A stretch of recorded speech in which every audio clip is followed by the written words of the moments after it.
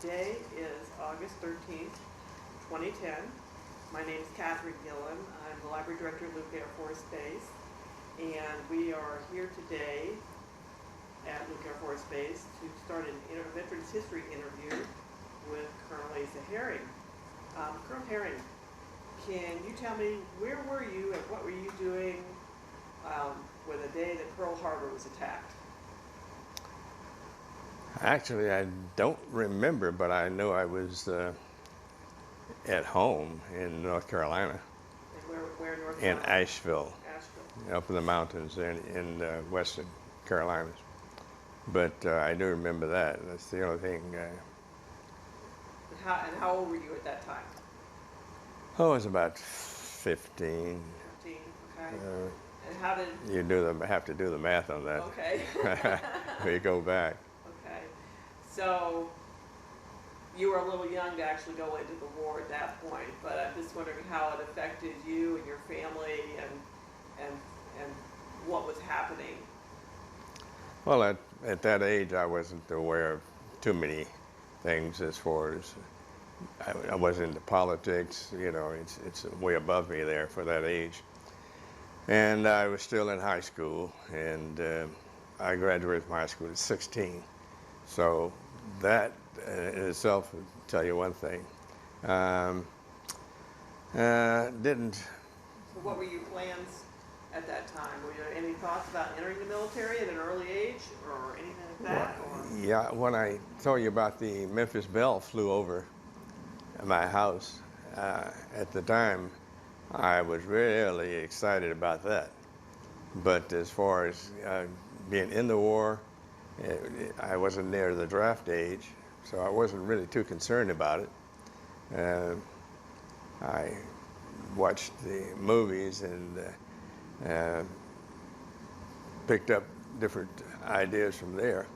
And I remember Robert Stack and Edmund O'Brien had a movie called Fighter Pilot, and I was really, really shaken up over that. I wanted to be a fighter pilot, but I'd always made model airplanes, so that was right down the line. Of course, I'd never seen an airplane on the ground, never touched one, never been up in a flight or anything of that sort.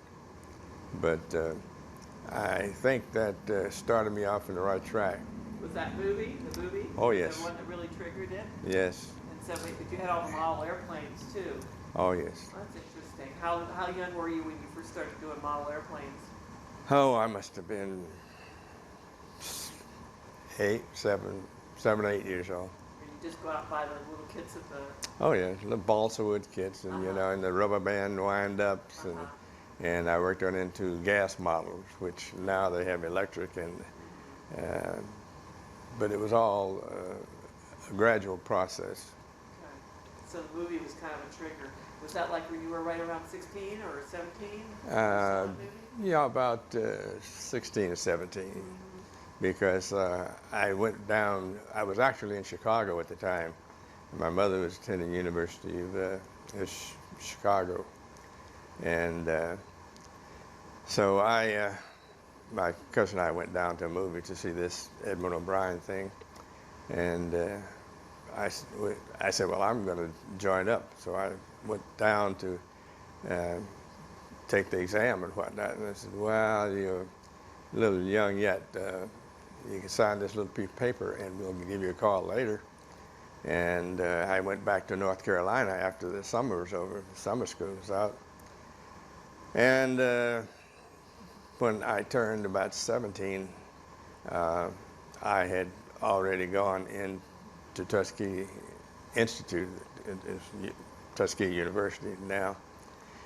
And I went down and took the exam, and I passed it. When did you first hear about the Tuskegee? I had read into some of the black newspapers, but I wasn't reading that much. Current events at that age had other things on my mind and other activities planned. But it was about... It all came together when you saw the movie and you knew Tuskegee existed. Yes, and when I was in school at Tuskegee Institute, some of the cadets were on campus, and they were going through the pre-flight program, like Thurston Gaines was relating his experiences there. And I liked the uniforms, and all the girls liked the uniforms. And the cadets all had money on the weekends. And I was a poor kid just working my way through college. And I didn't have any money. And then that was an inspiration right there. Did you talk to any of the cadets and really find out, hey, what's this all like and everything? Did they talk to you a lot about it? Yes, I had a cousin, Robert Robinson. He stayed 3 doors from me in North Carolina. But he was in primary training at the time, because he got lost in Germany during the war. He has a couple of stories about him. Some say that they were coming in this raid back from Berlin, the long flight, and he and another pilot both ran out of fuel and ejected over northern Italy. But other people that I've heard said that he had engine trouble and he was lagging behind, and they said, Roach, what do they call him, Roach, you better pull it up, you're gonna stragglers, they're gonna get you. And he said, well, I can't get any more out of this bird, and I don't think I'm gonna be able to get over the Alps. It's just, I don't have that much altitude. And when he got close to down through Bavaria, he said, I'm not gonna make it over the Alps. I see an airfield, and I'm gonna land. And he went in, and he said, this fellow related to me, he said, hey, safe and sound on the ground, I'll see you after the war. And nobody ever heard from him again. And I talked with some of the people who were in POW camps, like Thurston was in Stalag 7A. Most of the air crews were in that camp. Nobody had ever heard of him. They never found any wreckage or anything, No, there wasn't a wreckage, I'm sure. Was he bailed out? No, he landed. He was on the ground, safe and sound, and said, I'll see you after the war. So evidently from that point on, maybe he was shot or killed or taken to a camp, and I heard different stories from different people. There's still a lot of people that are MIA from that war. Oh, yes. Well, so many people, you know. Yeah, absolutely.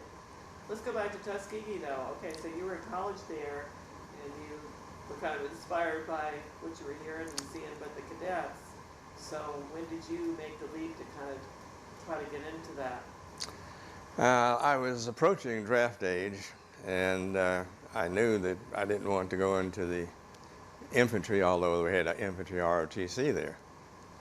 And my mother didn't want me to fly, and I was taking aircraft maintenance, and they had a nice course there. And there was one at Parks, and there's one at Caltech, there's one I think at Purdue, and Aeronautical University in Chicago. And since I had relatives there, I decided to go that route. And I just started preparing for that. And when I was of age, 18 on the head, they gave me a notice to report. And of course, I was at home in North Carolina at the time, and I didn't get the message right away. So we'd gone for the weekend, and the Monday morning when he came back, the neighbors said, "Oh, what have you been up to?" Said, MPs came by to your house and they asked questions about you, and they were trying to find you. And I don't know, but I called to find out, and they just said, you're going to be inducted at Fort Bragg, North Carolina.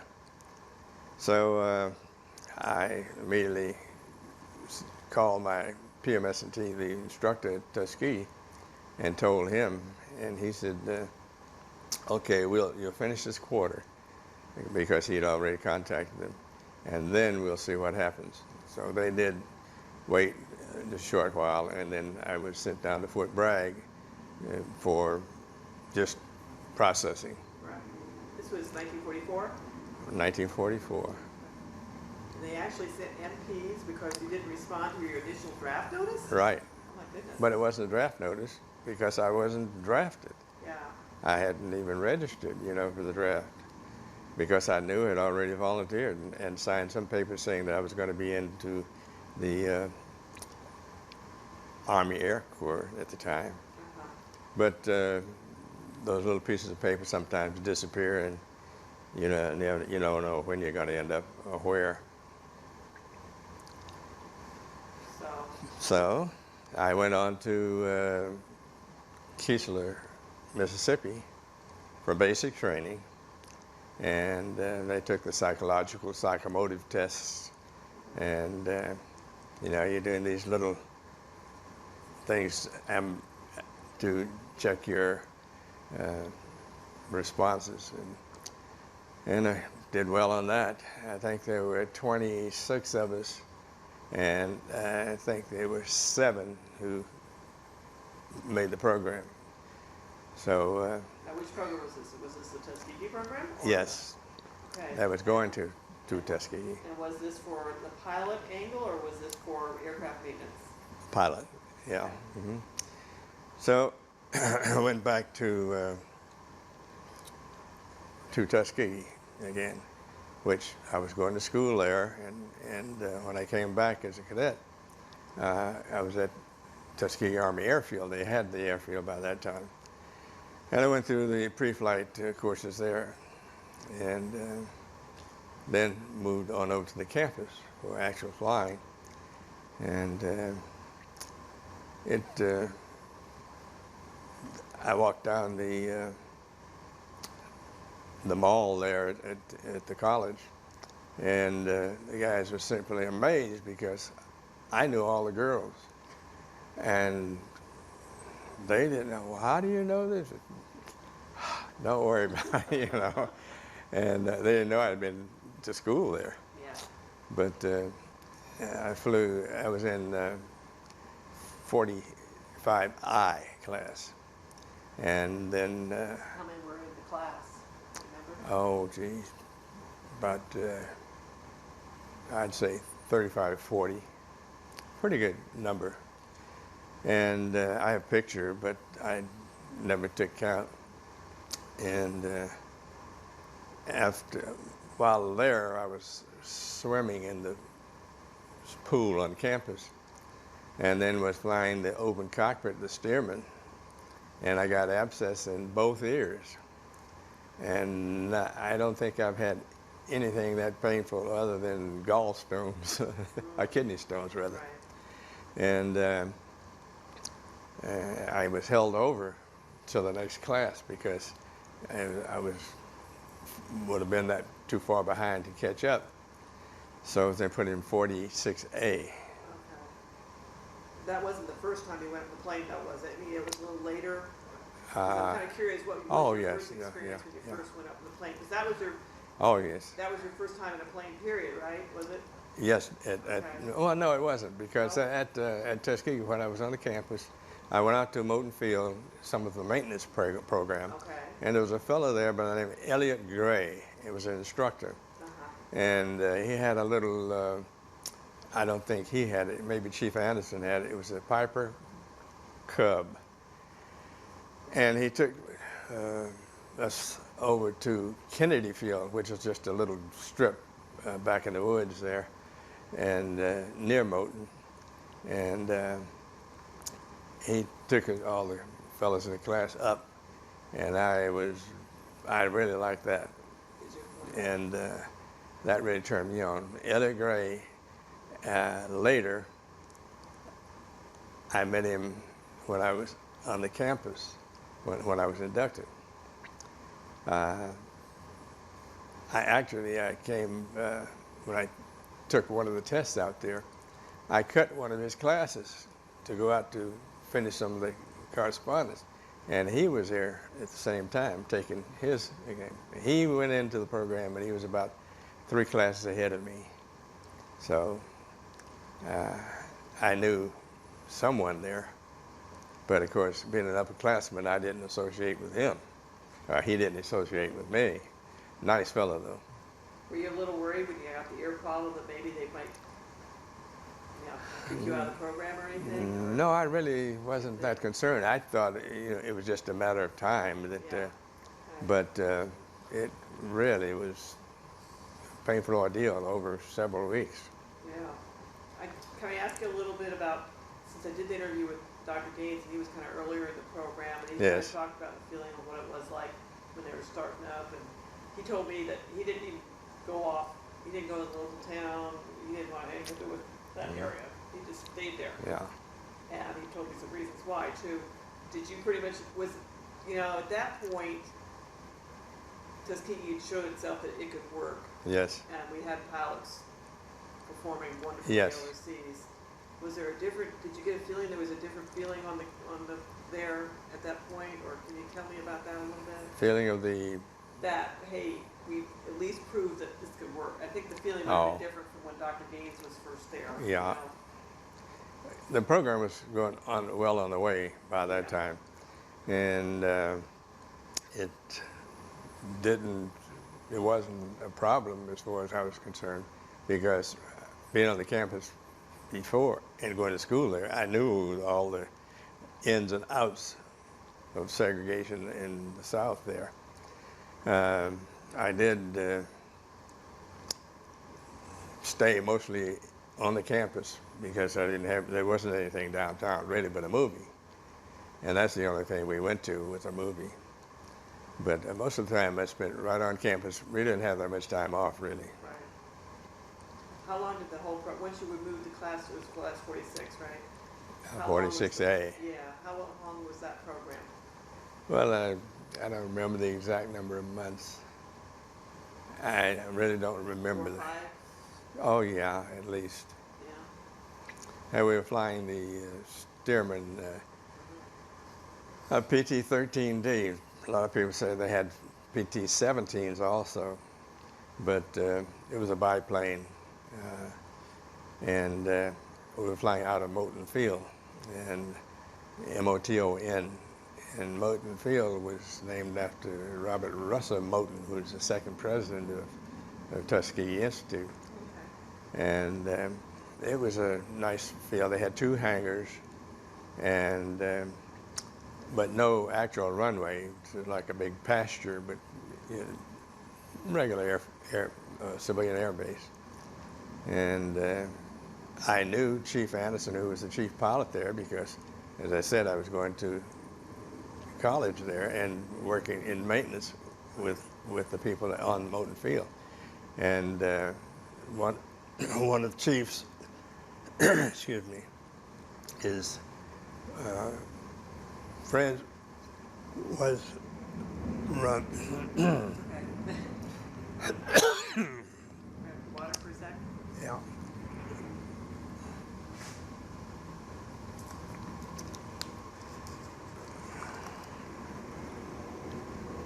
This is Arizona. We frequently need to kind of clear the dust out.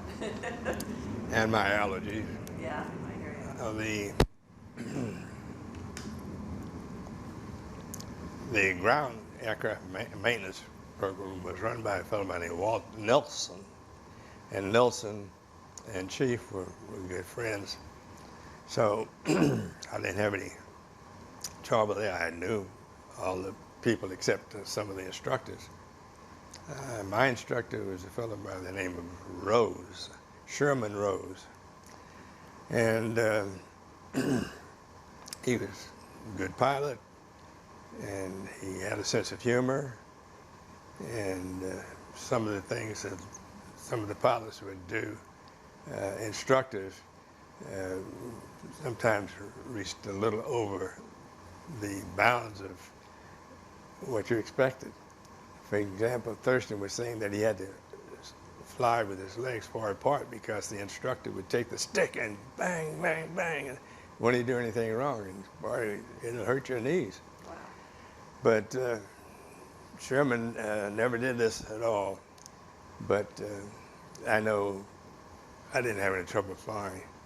But I really was not too enthralled on my first few flights because I didn't get that feeling that I had when I was on the ground, you know.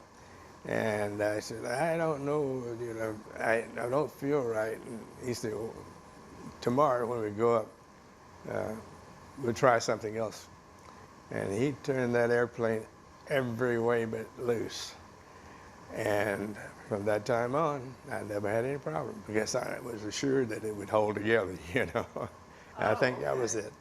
And with an open cockpit, you'd have your goggles on up here, and you look this way, the wind has knocked your goggles off. You lost it. So you didn't stick your head out of the way. You learned that wind stream, the airstream, was pretty strong. Yep. And you keep your head in the cockpit. What was it like the first time you held a stick? Oh, it was a learning process. I didn't. I had read about how to fly, you know, stick and rudder type things. I didn't have any problem with it at all. You know, he'd take up and do stalls. That was a little exciting, but spins, well, that was okay too. But I didn't have any problem flying at all.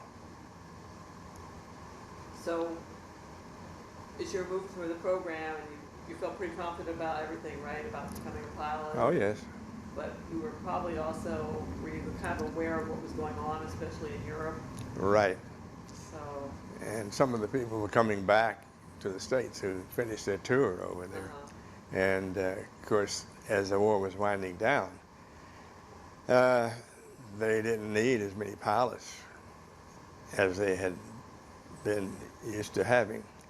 So we were told one day, and I'm getting ahead of myself, that they were going to cut the program out. And I said, well, I'm going to stick with it. So I went ahead, finished primary, went into basic, and then right on the process. And about, I guess, a couple of months before I was supposed to finish, they made us an offer that I couldn't refuse. Being a volunteer, they said that anyone could volunteer to leave the program.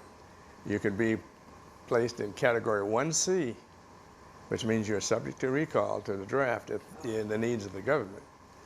Or you could stay in the program. And if you got eliminated for any reason, you would have to spend, I don't know how long, you have to accrue certain points before you get out. And some points would be number of years you had in service, the number of overseas assignments and the length of duty, if you had war service and all this. And I said, well, I want to get back to college and finish. So I said, I'll take it.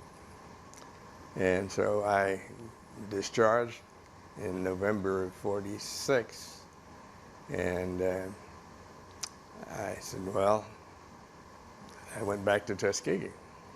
When the war was over, though, and because, let me see, did you graduate from the program like early 1945? No, yeah.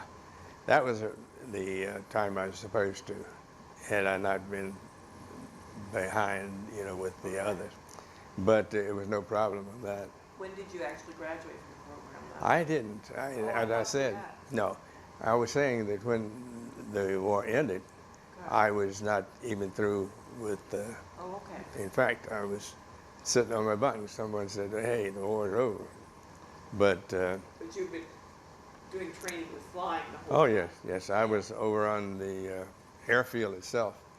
And so I said, well, okay. So when I went to, I went back to finish the course there at Tuskegee. In fact, when I came back onto the campus, I saw Dean of Men, and he was walking down the sidewalk, and he said, "Hello, Herring. Where have you been? I haven't seen you around lately." He didn't even know I'd gone to the military. So I told him, and well, welcome back. But when I finished that, I realized I didn't have enough training for as aircraft maintenance. So I put in for Aeronautical University in Chicago. It was down to 116 South Michigan Avenue, and at Midway Airport. I was just curious, was that an integrated school? Yes. It was an integrated school? Yes. And that was for engines, specialized aircraft engines. They went everything from Lycoming, Continentals, Franklins, all the way up to Allisons, the inlines, and they did a lot of troubleshooting on actual aircraft. A very good program. But when I finished that, it was about 1 year. They didn't have an airframe construction course. So I went to a place called Lewis College of Science and Technology, which was at Lockport, Illinois. And I finished the course there. And I took the A&E license and passed that, ground instructor's license and passed that. So altogether, I had about 4 years of maintenance training. So I said, well, I'll try to get a job here now. And I couldn't get a job with the airlines because I couldn't even get an application. I couldn't get they were changing main pans. That's about the only thing they had. But as a mechanic, no. Were you able to do any flying at all during that time? No, not at all. And I say, wait. Yes, I did. It was a civilian airport there in Asheville, and I went out there once. I don't know where I got these instructor's wings, and I wore in a cap. And one of the pilots out there said, "Look, I lost my wings, so could I have that? I'll give you these wings." It was a service pilot with an S on it. And I said, "Sure." So I just put that on because it didn't mean that much to me, you know. And so I went out to this airfield, and the fixed base operator came out, and he says, "Oh, you want flying?" "Yeah." And he says, "Okay, I've got a little time here. Let me check you out." He had a Cessna Aranca. Oh, it's Aranca Champ is what it was. And he said, "Hop in," and he took me off. He took off and flew around and let me have it, and I flew to satisfaction. Came in, made a landing, touch and go, went around, and he came back in, and I landed. And he said, "Okay, you're all right." And I started flying from that. So anytime I had friends that I wanted to take off, I would go out and take them up. In fact, I took my girlfriend up, who's now my wife. I really shouldn't be saying this because I didn't have a license or anything. You were renting it though? I mean, from the guy? Yes. Okay. He assumed that since I had these, I was a service pilot, that I knew what I was doing, but he wanted to make sure. And sure. How many hours? Do you remember how many hours you had when you were at Tuskegee? How many flying hours? Oh, I had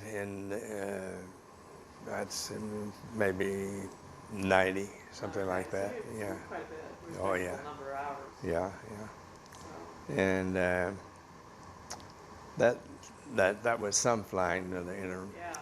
But after leaving Lewis, I said, "Well, what am I going to do with all this training?" And I said, "Well, by this time, the services were integrated." And 1949. yeah, 49. And I said, "Well, I'll try it now. It's Air Force. It's not the Army Air Corps and all. I'll try to go back in." So I asked permission on that.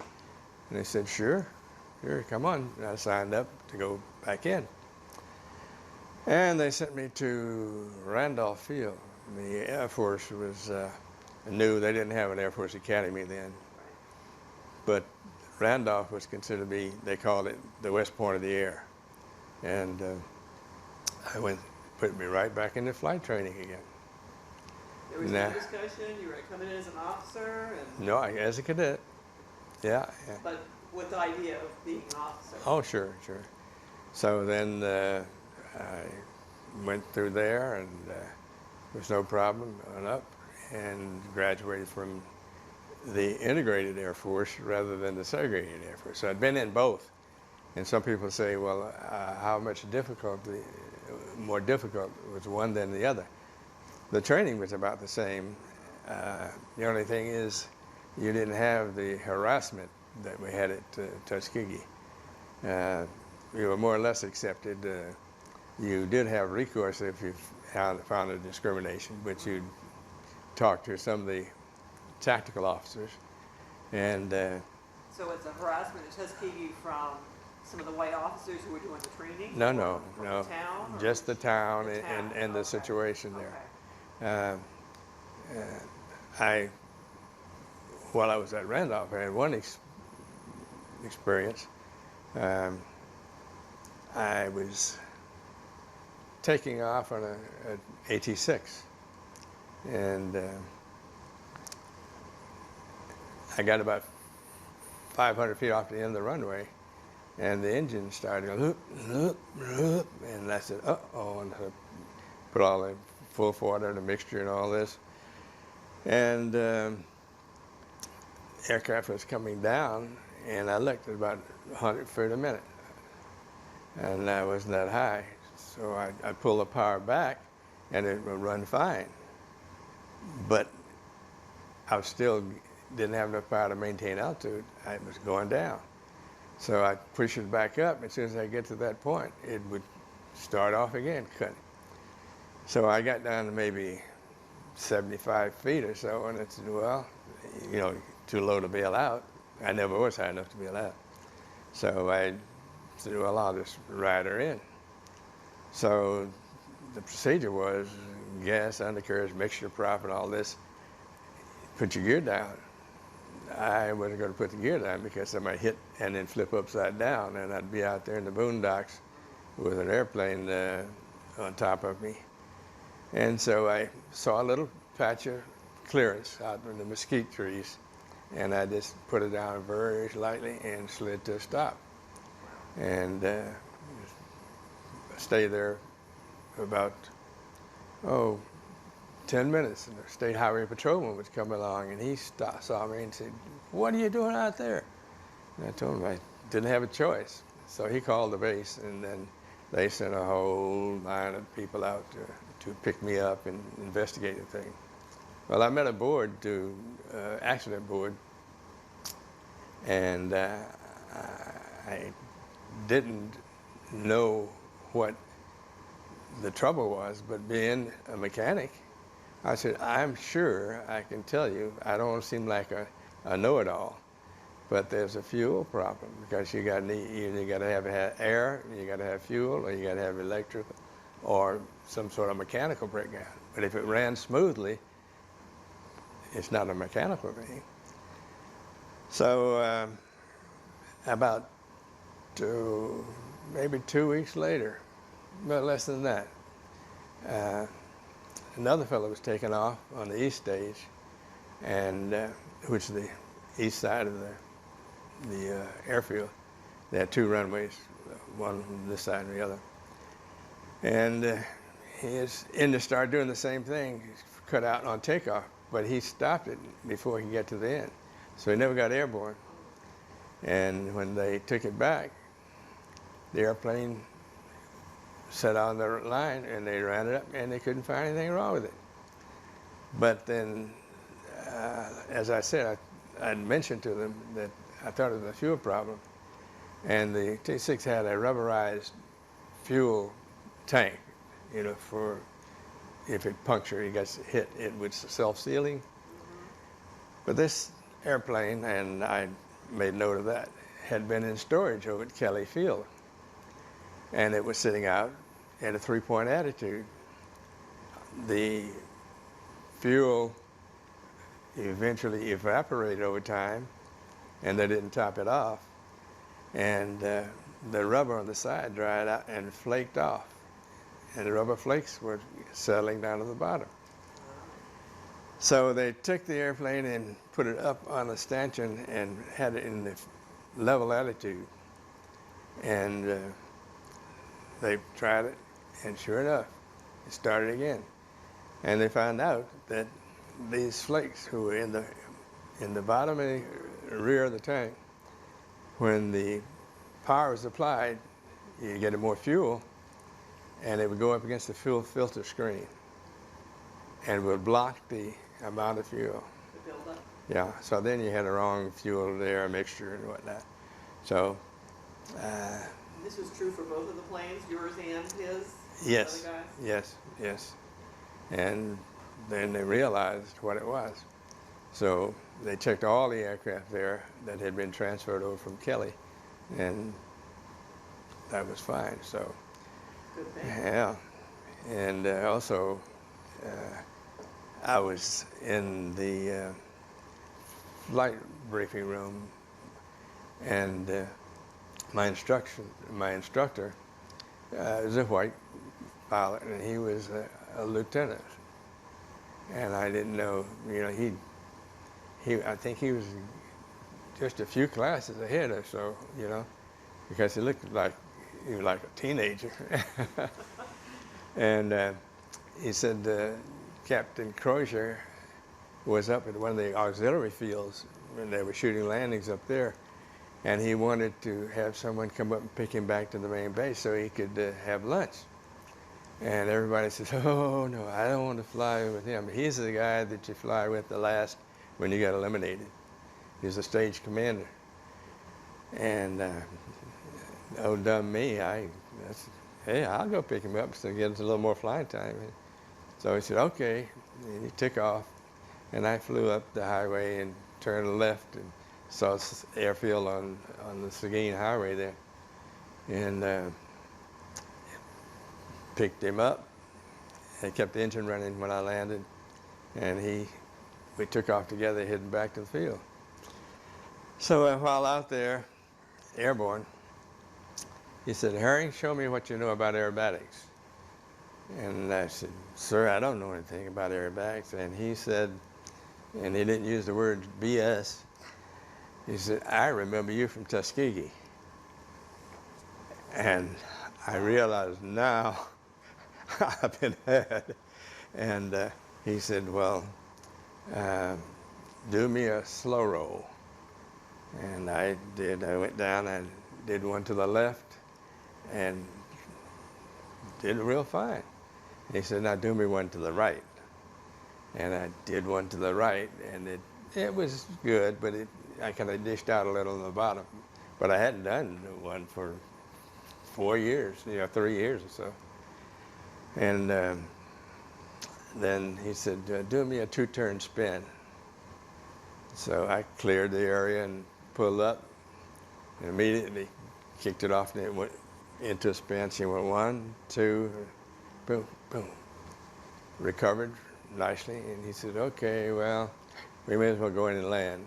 So we went in and landed, no problem. And he said, "Well, you go ahead and I'll sign off on the flight sheet and whatnot, fill in the time and all." I said, "Thank you, sir." And went on in. And after I was getting ready to go back to the barracks there, my instructor came running out, and he said, "Congratulations." And I said, "For what?" He said, "Didn't you just fly with Captain Crozier?" I said, "Yeah." And he said, "We just passed you on your 50-hour check." And I said, "Wow, 50-hour check." And I think it was, I didn't have 20 hours yet. Oh, wow. He knew from Tuskegee that I had the experience, and my reports were all good in the flight, and I did a good, because there's no problem. And so it was good.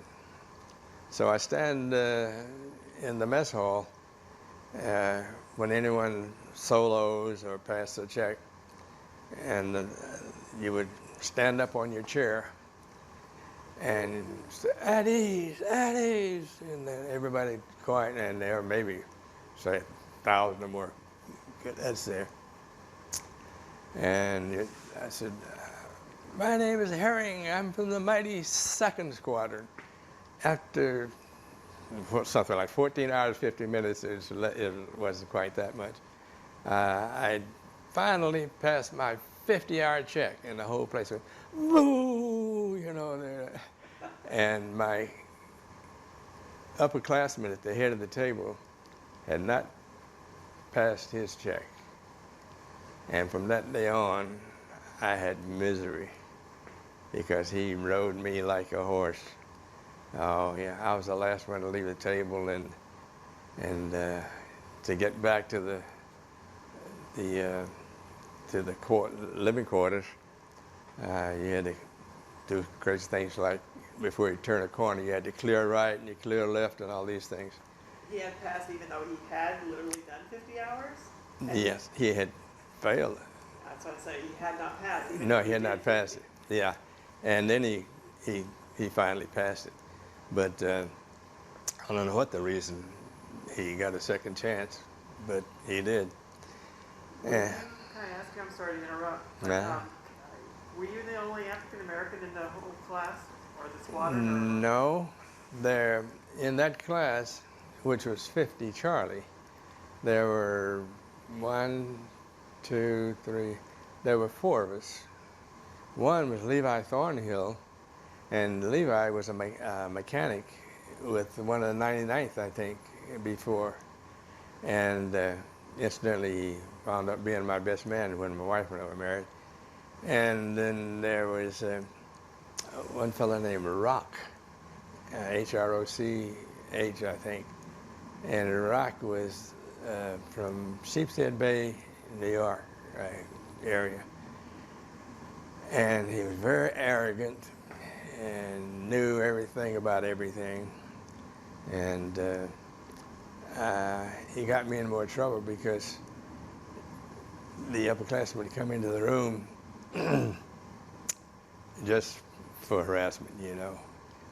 All of us got that.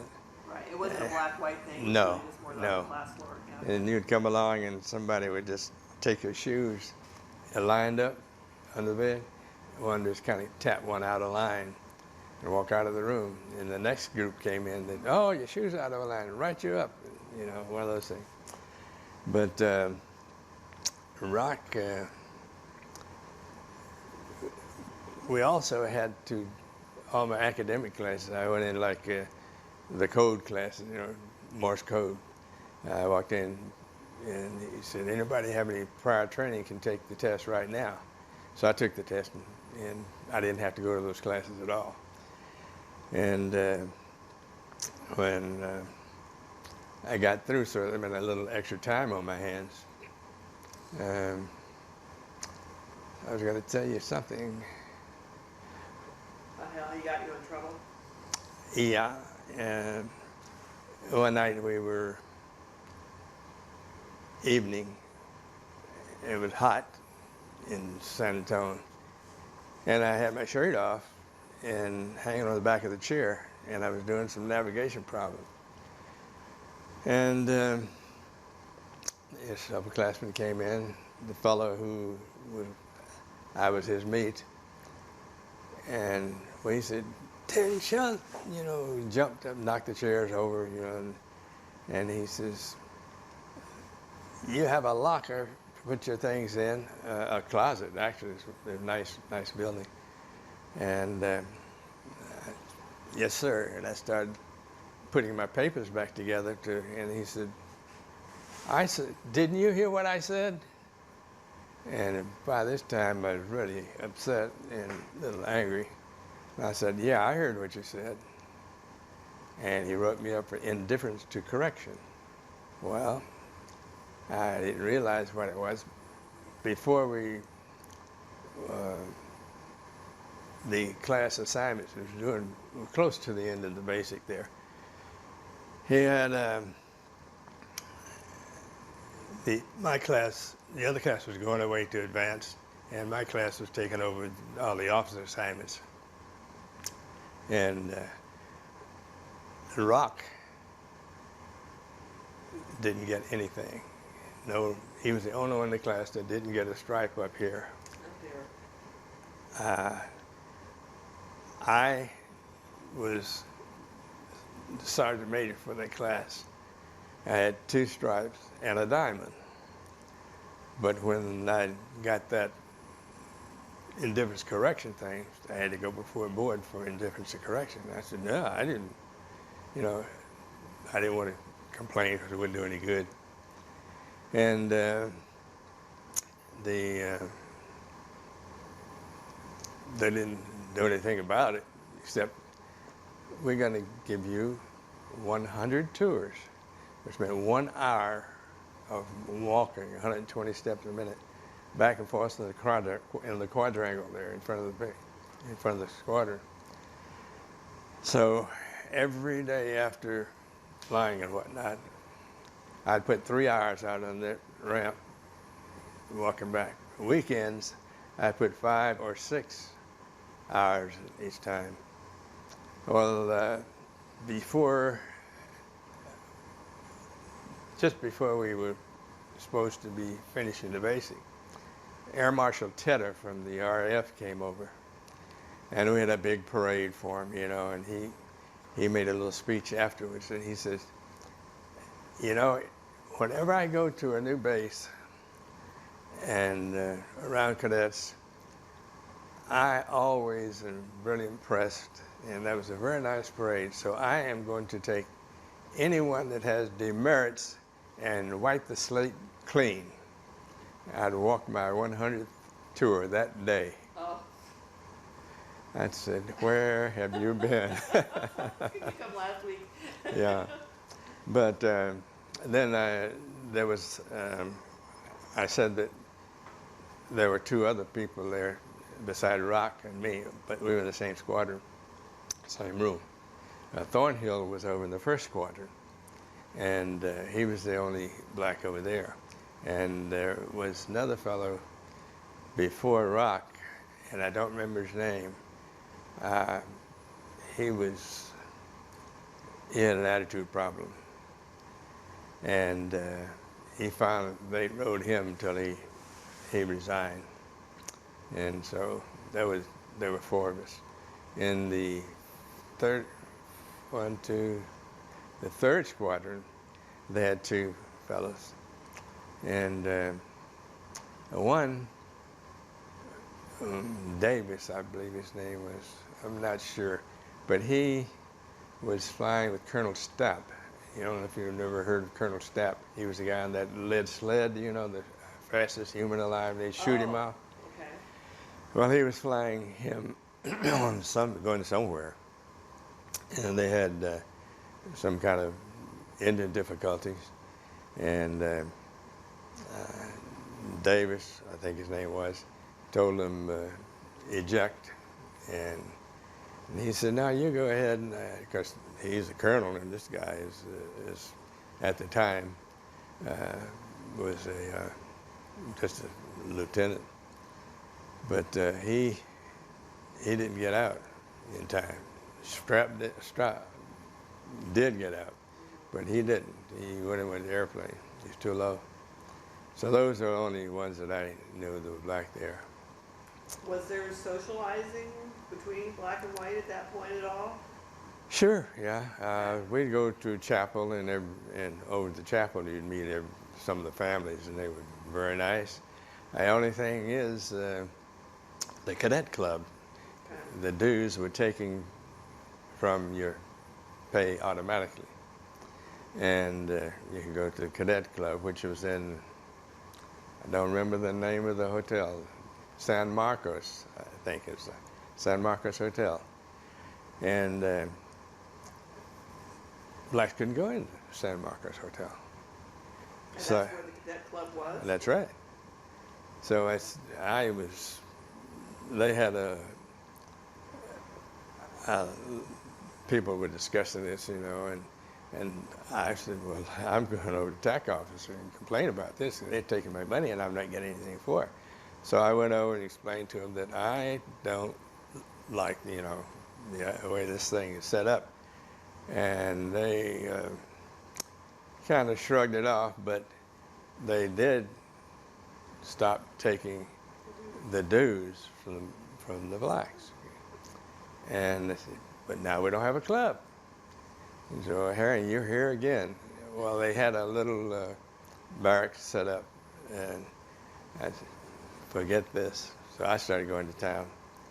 But that was something they said, you can go to the cadet club, but, and I said, but I can't get up on the second floor where it is. I can't get in the door. Now, Thornhill from the other squadron, Thornhill could. Thornhill played alto sax, and he played in the band. So he went in with the band and to furnish the entertainment, and fine. There was no problem for him. But he never, being from Chicago, I guess, he didn't even think about the differences in the treatment there. Yeah. But those were only the encounters. I was rather surprised that everyone had voted me to have the 2 stripes and the star. Thornhill got 3 stripes. He was lieutenant over there in that squadron. Rock, as I said, got no stripes. But one of the reasons, they had a survey, and you were to evaluate your classmates, all of them, and you put yourself 1, 2, 3, 4, 10 on down to, say, about 25 to 30. And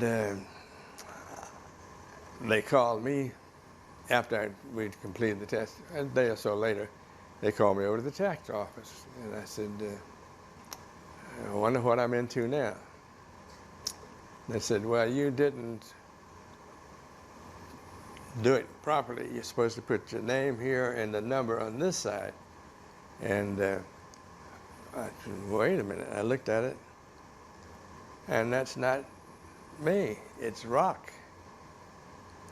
But he's the only other black guy there, and so they just didn't think. And I looked where he had graded me, and he graded me on the absolute bottom of all the cadets in the entire thing. And that was kind of disappointing. So I got back and I said, Rock, where did you write me, enter me on that thing? He said, I put you in the upper third, and I called him a few names, and said, no, you didn't. You put me on the last one on the row.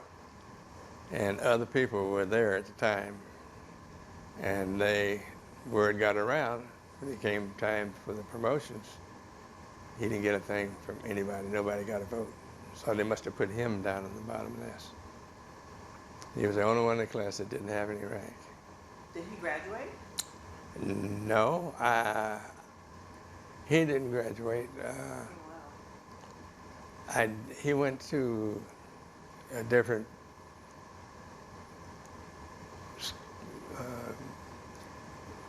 when we graduated, we could either take single engine or multi-engine, and I think he must have gone to multi-engine because I never saw him again. And so he did stay in the military. Yes, but I heard that he did not finish. So I don't know what happened to Rock, and I don't really care. How long was was it a year-long program? Yes, same. Yeah. So I finished there, and I was supposed to be going to Nagoya, Japan, for assignment, but I went home on leave, and I just got married. That was on the 24th of June. And after being there for about 2-3 days, I got a notice from the Air Force saying, your orders are canceled. And they said that they wanted you to be assigned, all the people that were assigned to single engine P-51 types, reassigned to another stateside organization because we were having too many losses of P-51 pilots on the ground support. And of course, you know, with that Allison engine, if you get one shot into it, steam goes out just like a locomotive, and you get on the ground. Well, you better get on the ground. So anyway, I did not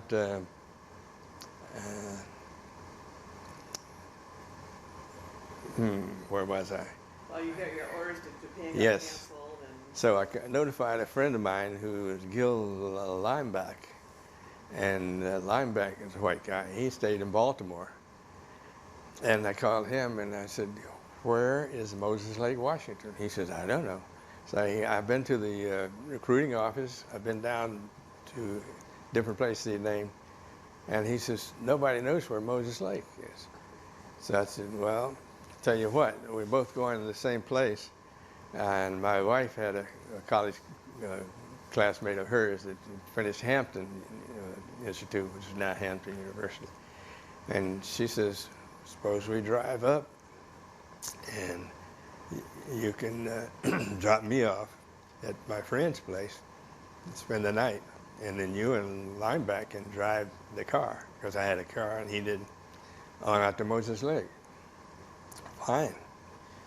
So we drove up and I spent the night. The next morning, Lineback came to meet me at this, I can't even think of the name. He's a doctor. He's finished Meharry Medical School in Nashville. And so we took off west, going to the state of Washington. So he'd drive a tank of gas, and then I'd drive a tank of gas. And we kept doing this until finally he said, I can't take this anymore. He said, I said, get in the back seat then. So I took it on in through the night, and I tell you, he slept all night, and that morning I was driving on instinct alone, I'm sure. But when we got into Washington State, then we started seeing signs in Moses Lake. And we went into Moses Lake, and as you come over the entrance, and he said, I wonder what kind of planes they have there. And sticking up over, the only thing you can see behind the building was some tails like this. That looks like an F-86. And I said, couldn't be that lucky. No, wow. It sure was. It was Wow. brand new F-86s from the 81st Fighter Wing. They were transferred there from Hawaii and were permanently assigned. So in the 81st Fighter Wing, 91st Squadron, we both went into that. Now, had you flown any fighters at that point? No, the 51, yeah. Okay. Time in the 51, but not a jet. I never flown Well, a that's jet. what I was saying. No. I meant to say jet fighter, Yeah. excuse me. No, so actually, Wow. they was taking some programs, ground instruction, school, and they'd have, I think it was someplace in Texas they would send us down, but no flying with it. So I finished that, and we came back to Moses Lake, and they said, okay, now, pretty good day. It's about 10,000 foot overcast and little rain showers here and there, and we're going to check you out. Oh, really? Okay. So we walked out, and I said, well, wait a minute. I had never flown a jet before. And they said, what? Where have you been? I said, I've been flying 51s, and Lineback was in the same store. So they said, well, they called up and got a T-Bird, T-33. And we got in the T-33, the guy took off, flew me around the area, and so when we got enough time, he said, come in and shoot a landing. So I came in and made a P-51 land real tight and diving to the, and he said, oh, no, no, no, you got to make a right and come in on a low angle. And I did the next time, working and taxed it in. And when I shut the engine down, he said, there's your airplane. Go there, go get it, Tiger. And that was going to be my instruction. Okay. So we were talking about how you were getting checked out of the T-33. That was just an indoctrination into jets. Okay. I wasn't going to be checked out in the 33. I was going to be in the F-86. So when I shut the engine down and he slapped me on the helmet and said, go get it, Tiger. And I said, oh, wait a minute. I don't know how to start it. And he said, crew chief can start it for you. And he walked right in the building. Wow. So okay. And when I got there, my chute was already in the plane and everything. And I walked around and pre-flighted as best I could and kicked the tire and climbed aboard. And got strapped in and all, and I looked around the cockpit to get familiar with it, and they didn't have a simulator, you know, so I said, okay, didn't want to tell the crew chief I didn't know how to start. He says, you need some help, anything? I said, yeah, can you start it up? And he said, yeah, I can start it. So I reached over into the cockpit like this, and boom, and started. And the F-86A was kind of temperamental on the start. If you didn't get your throttle work properly, the temperature gauge would go, you know, you could over-temp, and you had to pull it back to get it. Once it gets started, it's fine. Once it started, it's good. Put it around the horn, and it's fine. So I started out, and I looked down, there was another difference. I'm now in a tricycle landing gear aircraft, not a tail dragger like the 51. So I started out, and I knew there was a little button down here for nose wheel steering.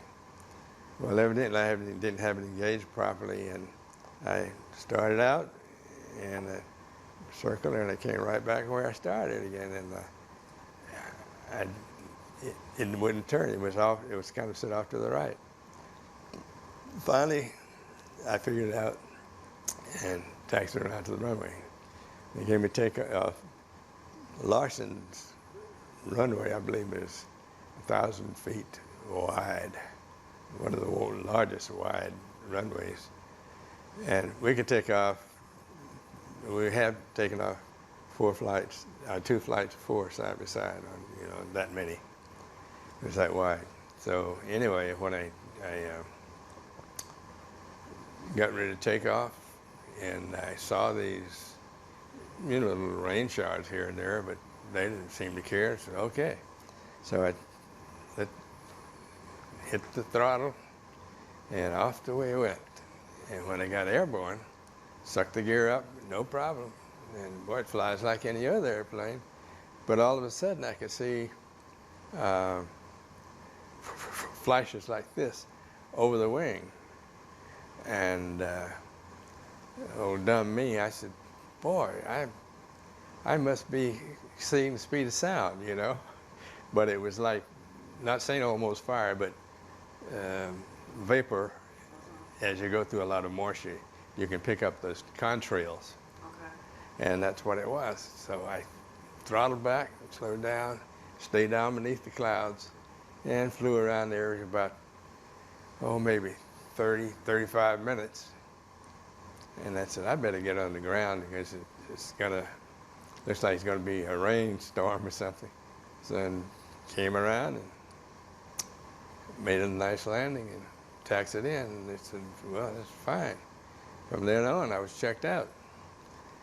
I started pulling alert a few weeks later, and we have dawn patrol, and we were primarily there to protect it was air defense. The Hanford project, you know, where the Hanford atomic stuff was going on down there, and we were interceptors for that. And we did intercept well, not quite a few, maybe I had about 4 or 5 intercepts at the most, and there weren't any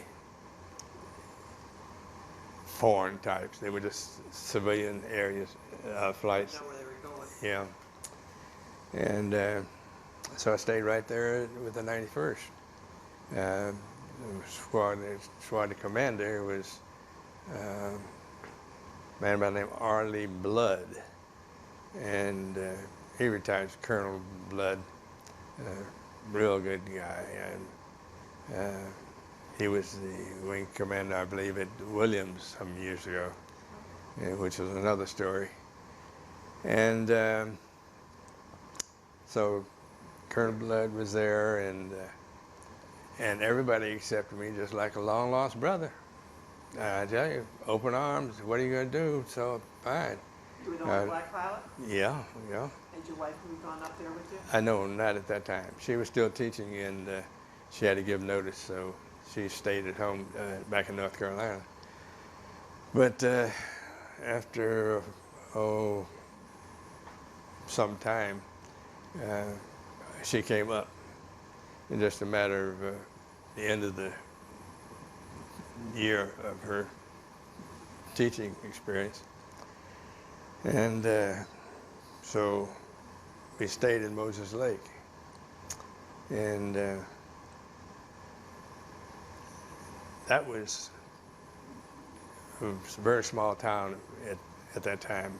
Main Street was rocks, like gravel road.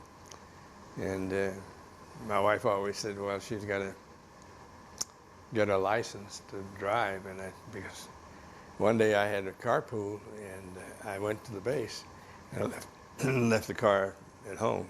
When I came back that evening, she said, look, I got my license. She didn't know how to drive. I said, how did you do that? And she said he went down, and the guy came out. He started up, and she drove around. Well, of course, they didn't. I think there was one stoplight in town. So she drove down and turned around, whatnot, and no problem. He says, now, we're going to park. And he said, no, I want you to do parallel parking. So she says, I don't know how. And he says, well, pull up beside this car. Pull up. Okay, now, put it in reverse, start coming back. Now, turn your wheel like this. And she turned the wheel, and he backed. It wasn't close. They had, maybe 5 or 6 cars in the whole street.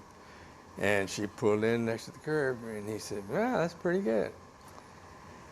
And so the only thing he could complain about, he says, I noticed one thing, you're very sloppy on your hand signals. This for right turn, stop, left and all.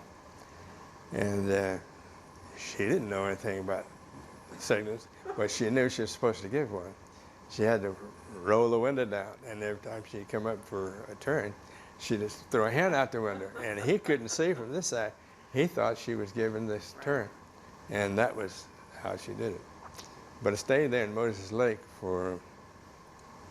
until September of 1951, and we were supposed to go somewhere. They were going to be transferred. And there were rumors. Some said that their outfits going back to Hawaii. Some said no, they were going to Korea. Some said they were going to England. All kind of rumors going. So it finally came to the decision. I understand, I don't know if it's true or not, that Colonel Gladwin Pinkston, who finally made general there, Pinkston said that they had to go to the Pentagon to flip a coin to see he was going where. It was the 51st, I believe, and the 81st. They were both flying F-86s. As it turned out, the other guy won the toss, and with this idea of no guts, no glory, he said, yeah, I'll take Korea. So we had to go to England instead, which really didn't break my heart. But we decided that if we were going to England, we better make some plans, and they had the whole thing planned. The entire squadron took off from Moses Lake and flew to Hill Air Base in Ogden, Utah. And they refueled there. Then we took off and flew to Oklahoma City and did the same thing there. Then they refueled and took off for Wright-Patterson, Ohio, Columbus. And refueled there. And then we went to Griffith in New York, Griffith Air Force Base, and did the same thing there. Of course, we had to stop and refuel each one of these and spend the night on it. So then we took off from Griffith and went to Goose Bay, Labrador. And from Goose Bay, we flew into Narsarsuaq, Greenland. And that's the entry to where they have a fjord there that you go in the mountains up on both sides and you're down in here. And then there comes a Y, a fork, and you go right. I think it's that right. They knew it at the time. And it runs into a dead end. And you turn left. You go to the little base that's up near the glacier. The clouds there were down so low that the tops of the mountain, it looks like you're going into a tunnel, you know, if you're flying there in bad weather. So fortunately, we came in, pitched out and landed, no problem. But we had to spend a few days there. Then we took off, went to Reykjavik, Iceland, and refueled and spent some time there. And then we took off from there and flew to Stornoway, Scotland. Now, we planned that we could just make it on the fuel that time if didn't have headwinds or something, which we wouldn't have been by that time. And we got just to pass the point of no return, and we got a call from one of the guys over there. I think it was Colonel Pinkston, saying, "Turn around and go back. We've got a big storm here. Man, it is raging. You know, expect it to be by the time you can get on the ground. It's supposed to be really bad." And we said, "Can't turn around now. We passed the point of no return. We've got to keep going because we don't have enough fuel to go back again." And so we did. They let down. And Captain Don Jackson was my flight leader, and I was number 2 man, his wingman. And he broke out, and it must have been less than 1,000 feet, and raining like mad. And he scooting along, and I could see things going, and look real quick. My God, those are houses. And he turned around, he said, "Take spacing on me." And so I just dropped back from the inside and just fought just enough to keep him in sight. And he came into the runway like that and started a flare. I came in not that far behind him, touched down, and touched down, and touched down, everyone in order. And just as I was turning off the end of the runway, I heard the ground control guy saying, "Pull it up, pull it up." And I looked back just to see, and at the end of the runway it was like this, and I saw an F-86 come up like out of the ground, and boom, landed on the end. He'd been too low, and there was like a cliff here, and you come in here, and the water was down here. And if he hadn't pulled up, he would have boom, stuck in the side of that hill. But everybody made over, no problem. And as soon as I could taxi and get back in to shut it down, the frontal passage came through, and it was clear as a bell. So if we'd waited another 10 minutes, it would have been all past, but we didn't know. And we didn't have that much fuel in it anyway. And then we flew into Bentwaters, which is near Ipswich in East Anglia, Suffolk. And it was RAF station, Bentwaters. And it hadn't been used since the war, so we were the people that opened the base, made it active, and had a commandant there's Wing Commander Kennedy was he was in charge of the base. Nice fellow. He had 4 daughters, and which is another story. He had red hair. His wife had red hair. 2 of his daughters had red hair, and 1 was a brunette. And anytime we were at the club or something, and if he sat in the bar, sooner or later it's going to come up. He said, "Why is Ellsworth's hair brown?" And we said, "I know." It was a University of Maryland instructor was there, and he said, "Oh, very simple, I can tell you. Your hair is red, your wife's is red." He said, "Your parents?" He said, "Both red. Grandparents, both red. Your wife's, they all red, the Kennedys." And he says, "I don't know. I can't tell you." So that worried him quite a bit. Why is her hair brown? And I don't know why it was either. But anyway, my wife was still back in the States. And she had 90 days to get over there. And we set up shop. We started flying under RAF guidance. And of course, we had our own Air Force command down in London. And that was very interesting, being the only swept wing fighters in England there.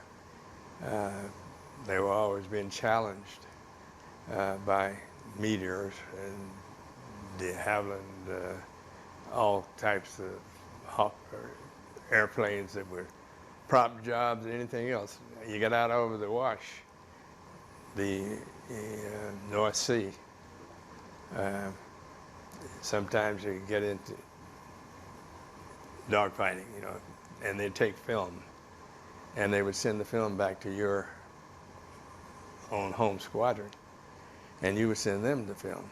And I know the fellows from Duckford, they would always be ready to fight. They'd call you up and say, "I'll meet you over so-and-so at such and such an altitude." And we'd go there at like 25, and we don't see them. And here, they were at 30. And we'd have lots of fun. That's where I really learned how to fly. So this is really kind of unofficial, though. I mean, very unofficial. And that's where I really learned how to fly, because those guys were good. And but anyway, we were going to have to get some gunnery training. So we went, the whole squadron was going down to Wheelers Field in Libya, in Tripoli. So we went down there for gunnery. In the meantime, my wife had contact with some people she knew in Washington who got her on a earlier trip over, and she thought she notified me, but I was down in Tripoli. And she said, I'll be arriving on such and such a date in Southampton. And when she got there, I was nowhere to be found. And she said, with the adjutant, Lieutenant Nicholas and his wife were there to meet her. And she found out that I was not even in the country. So she said she felt like crying, but she didn't until they went to this hotel to spend the night. And the guy she got roasted duck, I believe. And the oily and greasy, it wasn't too tantalizing. And she said when she saw that, she just broke down and cried. But they took her home and kept her for about a week until I got back. And then we found our own place in Aldeburgh. It looks like it's spelled, but it's Aldeburgh. Benjamin Britten had a home there too, and Prince Philip had his blue bottle. It's a little skiff or sailboat moored there too. So Aldeburgh was a nice town. So you guys rented a house there? Yes, it's called Shrimp Cottage. In fact, we came back over there, after I retired from AT&T also, and we went back for a reunion. And we went back to the same house. The people weren't there though. The house was still there, but the people had died, and the kids had married, and they had this place up for sale. And then I went down on the high street where we first lived, and that house was still the same color and everything. Did you like living there with English? Did you like? I liked it. The only thing is, it was during rationing, and they would give you a little piece of meat like this for a week, and because you had to go to the butcher and the greengrocer and things, they saw it. And when the guy put this in, he put about that much. That would be just a fat you slap in. And my wife said, "Well, I don't want that. I just want to." She said, "No, you've got to have it. It's all the thing." Okay, but then maybe a couple of days later, butcher's delivery guy come by with another pack. He says, "I think you should have this." And of course, next time you're down there, you'd pay him for the extra, which he's paying it undercover, I guess. But were there only F-86s at this base? Or were there... yeah, Okay. right over closer to the sea was Woodbridge, and Woodbridge had straight wing F-84s, and those are the only two real fighter bases really close to Bentwaters. So Yeah. Your wife finally met up. And yeah, we stayed there, and this place, I can see it now, and I could draw every room. But the people who owned this place would come up every summer for vacation. And so the people who was saying it was a real estate agent. I don't remember the name, what they're called over there. But he said, "You're going to have to move out for just during the summer." And he said, "Well, wait a minute." And here my wife, by this time, she was pregnant. And I said, "Well, I don't know where. I go looking for a place." So we found a place up on the hill near the terrace, they call it. And it's a real nice house. These French windows on the corners, like they were popular in those days. 2-story, very nice. And the lady said she rented to me for 6 guineas and I didn't really know what 6 guineas, how much that was. And right now I can't even remember. But oh, what I asked uh, I got just a little ahead of myself.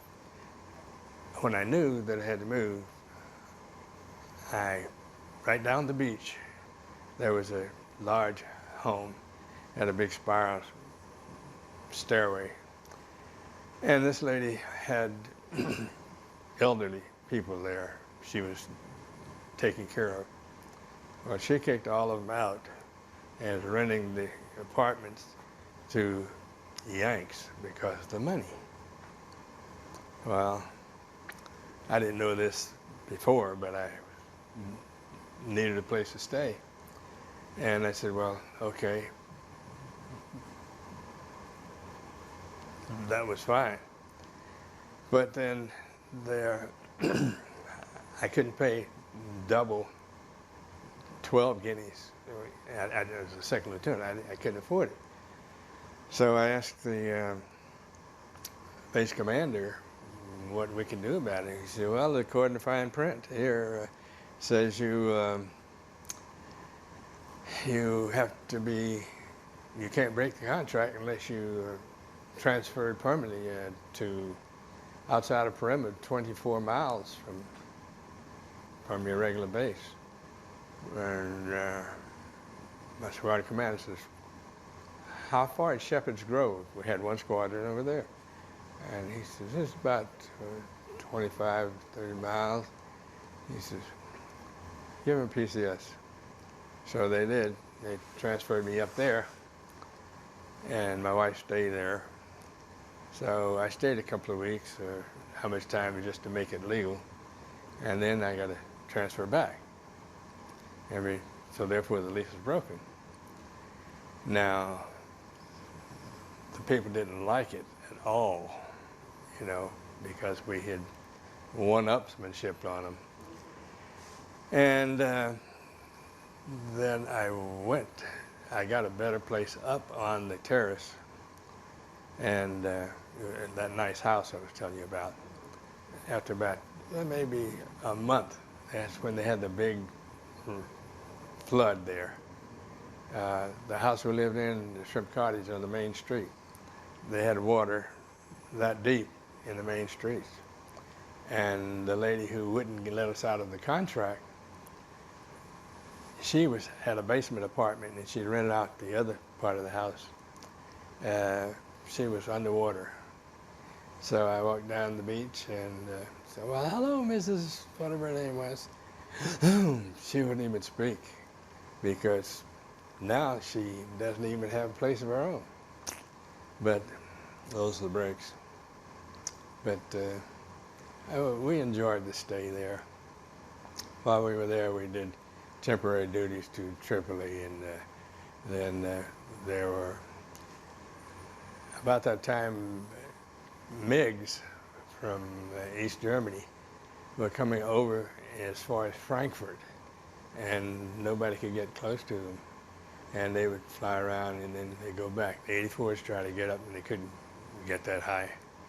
So I understand, one day they met one MiG, and the 84 pilot happened to be able to get to him. He was a little lower. He said, well, you want me to shoot him? Shall I attack? He said, no, he may be defecting.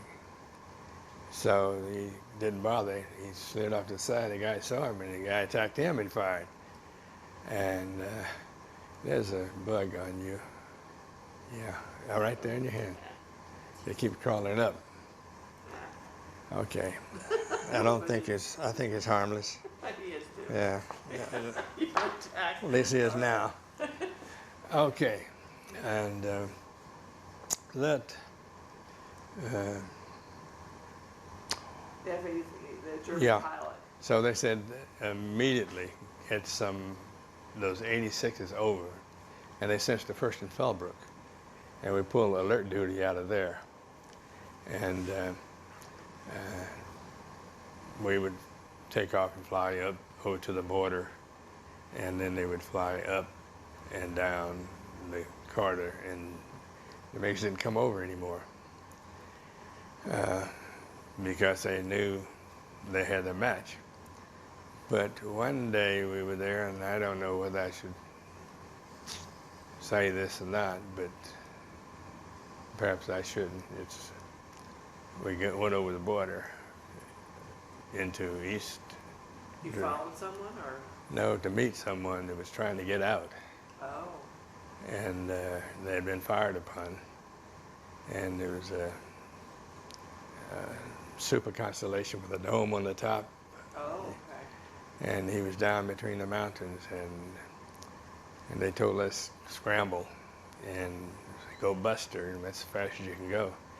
And as I got to the border, we said, "Oh, are you sure you want us to continue?" And they said, "Continue, Buster." And the target's like 3.5 miles lower altitude. We kept running down. We got down. We saw this Super Connie coming out. Right inboard engine was smoking, and the MiGs were making the yo-yo passes on him. And I said, my flight leader says, put them on hot. And I switched the switches up, and I said, good grief. Yeah, I'm going to a combat mission across on the other side. But as soon as we got within about 2 miles of them, they turned and ran. And they didn't want any part of us. And we followed this guy out and made sure he was. The constellation made it? Yeah. So he'd gone over there actually to do some To do spying. whatever. Yeah, or whatever. And Yeah. gotten in trouble, and you guys. Yeah. We got him. Never did hear anything about that to any place, and you never would.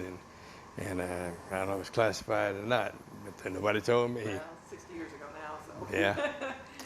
Yeah. So. Wow.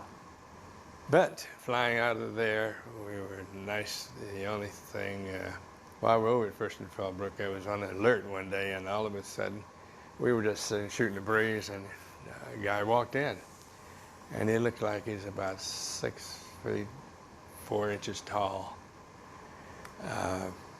Big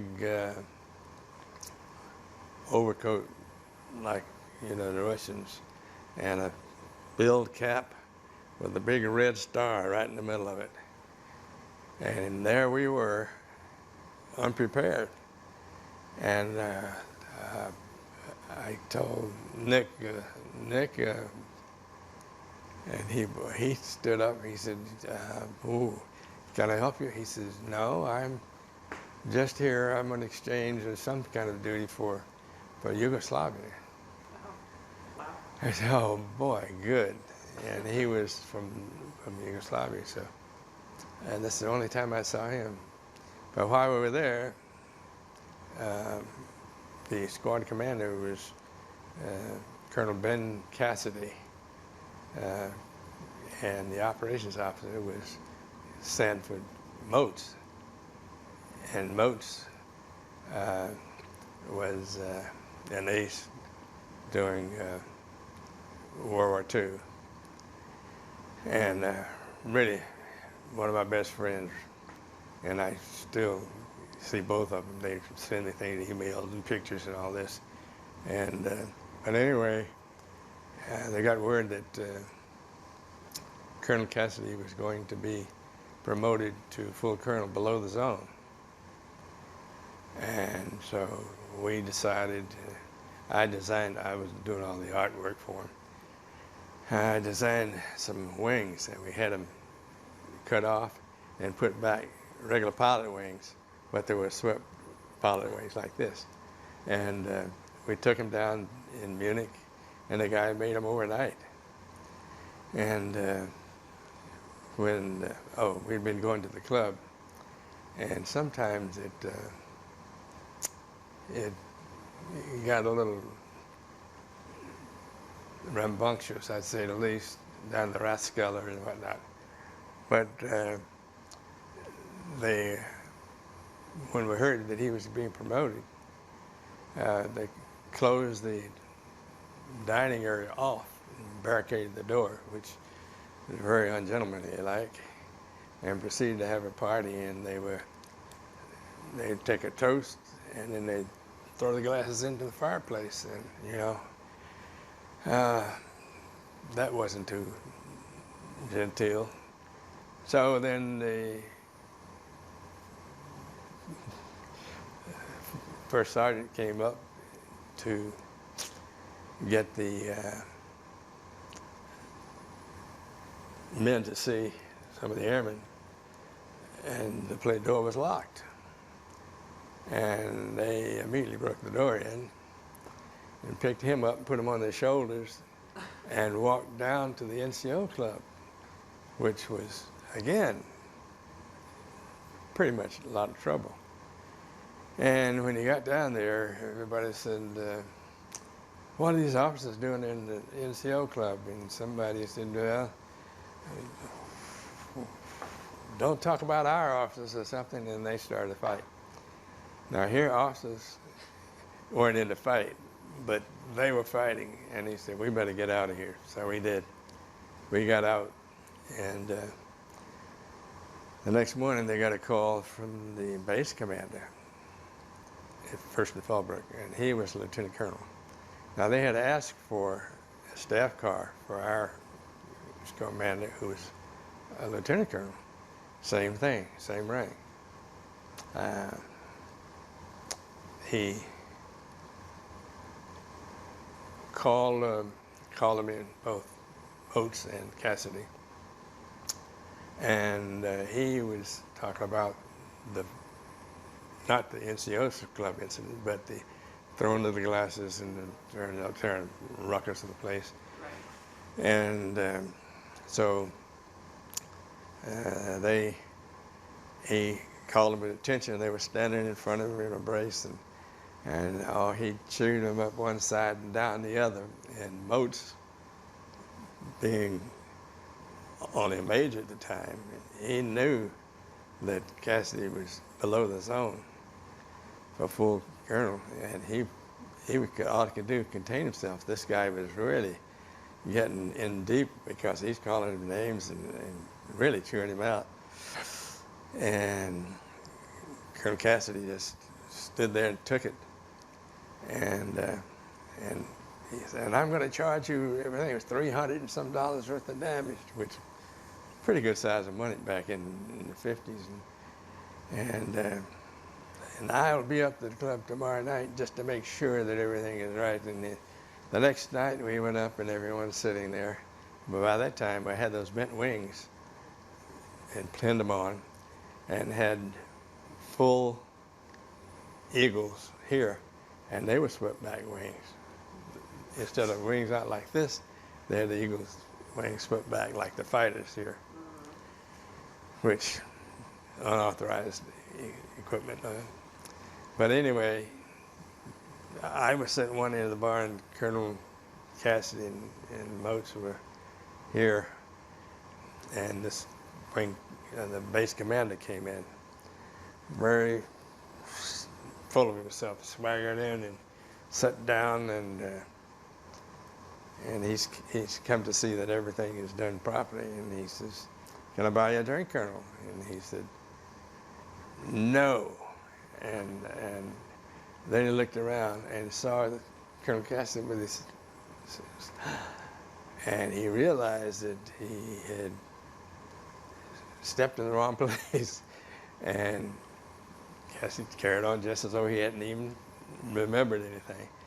But the next day, he had a little Mercedes out in front of the place waiting for us, for Cassidy anyway. Before, they just gave him a weapons carrier. And so we didn't have any trouble there. But we always seemed to be a wild bunch of troops.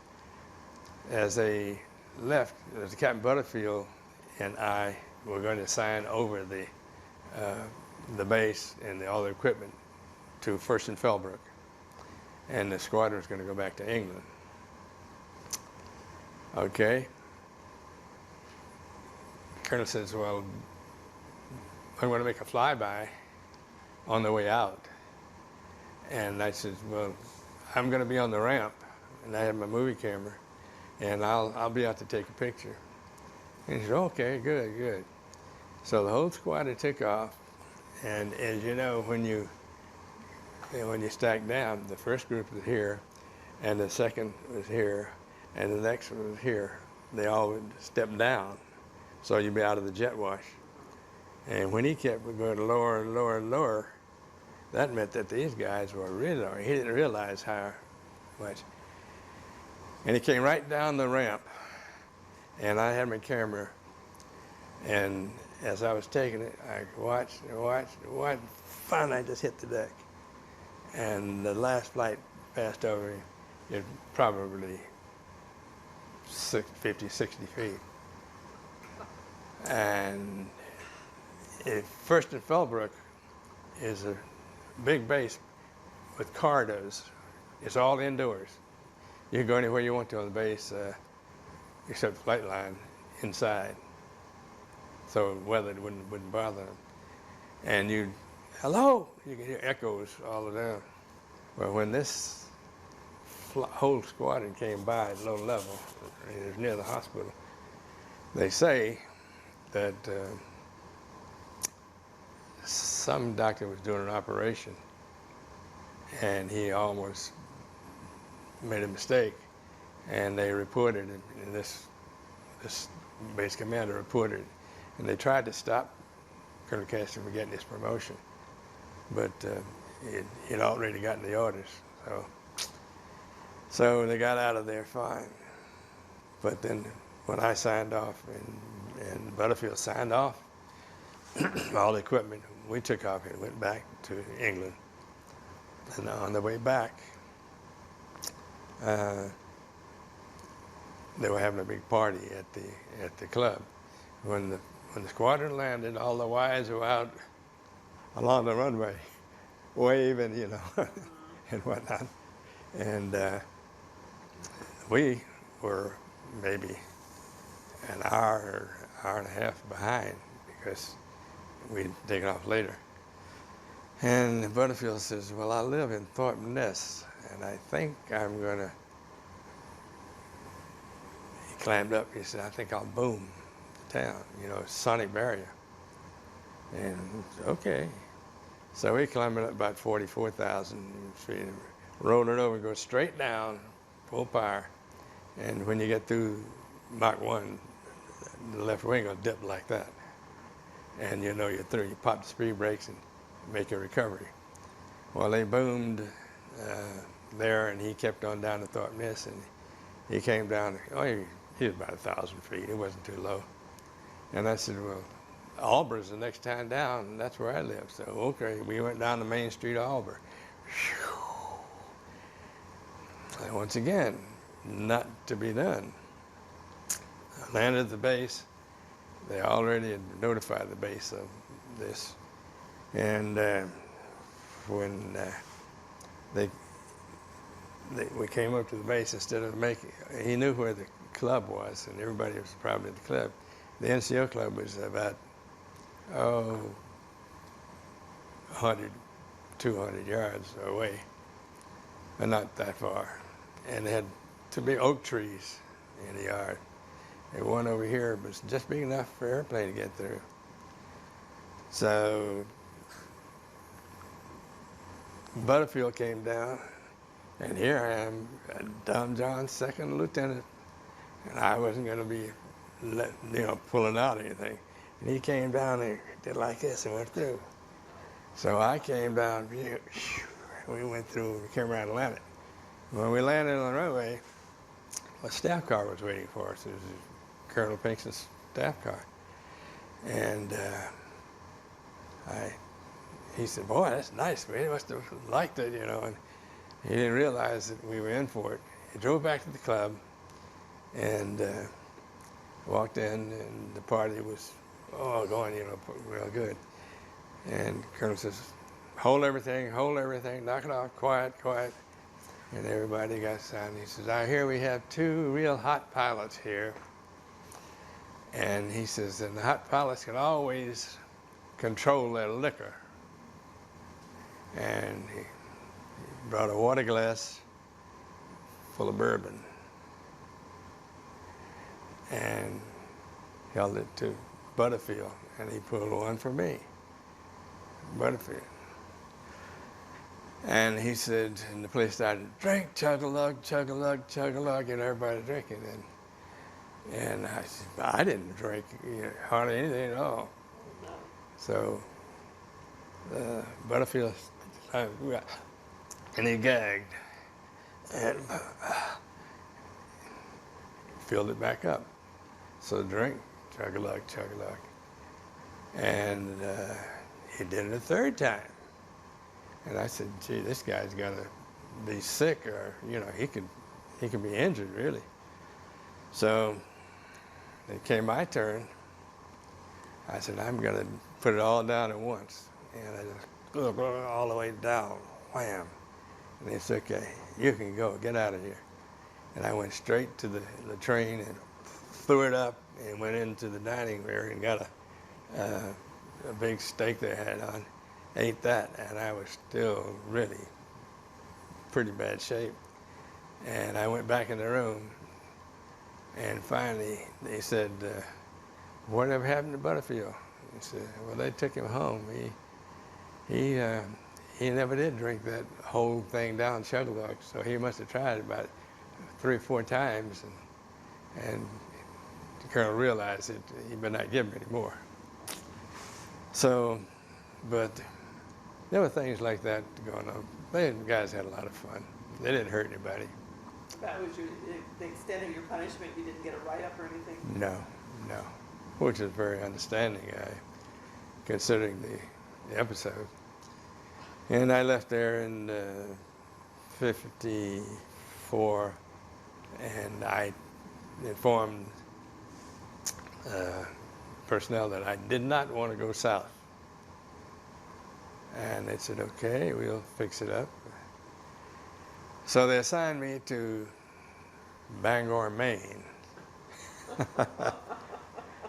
And it was, Bangor has snow up to here. And as far north as you could get. yeah, well, I could have gone to Limestone.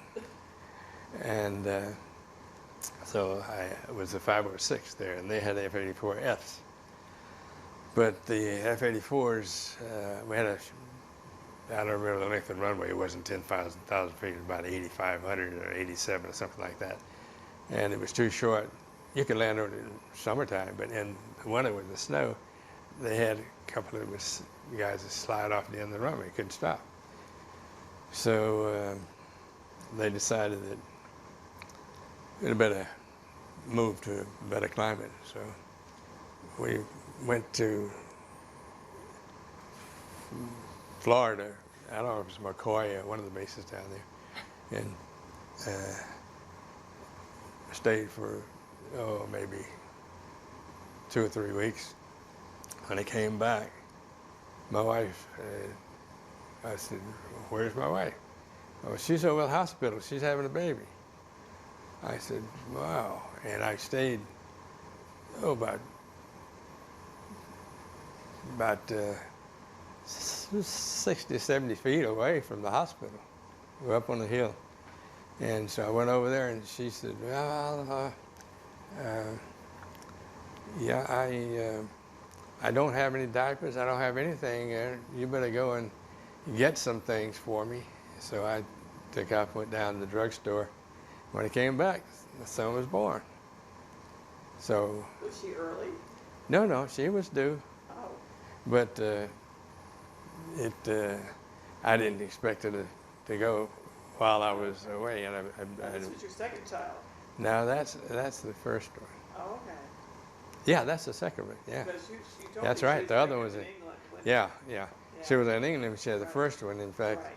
we had to drive her all the way over from Bentwaters to over near Cambridgeshire. And the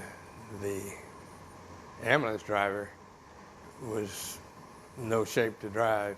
And I said, well, I'll take over. And I drove the last maybe 20 miles or so. And she had the baby the next day. But back to where we were, we moved from Bangor and Dow Air Force Base to Oklahoma City. And that was, but at Bangor, I stayed in a barracks type arrangement with apartments. And we had to stoke the furnace yourself. And my wife, when I was going, she had to stoke the fire, you know. But then when we got to Oklahoma City, there's Midwest City right adjoining the base, really. And I couldn't get a house to stay in. They wouldn't sell me one, wouldn't rent me one, wouldn't do anything. They didn't want to talk to me. So I went all the way into town, and I found a place, a nice brick place on the corner, 1616 Northeast Grand Boulevard was it. And it was a nice place and a nice neighborhood, black neighborhood. And I stayed there until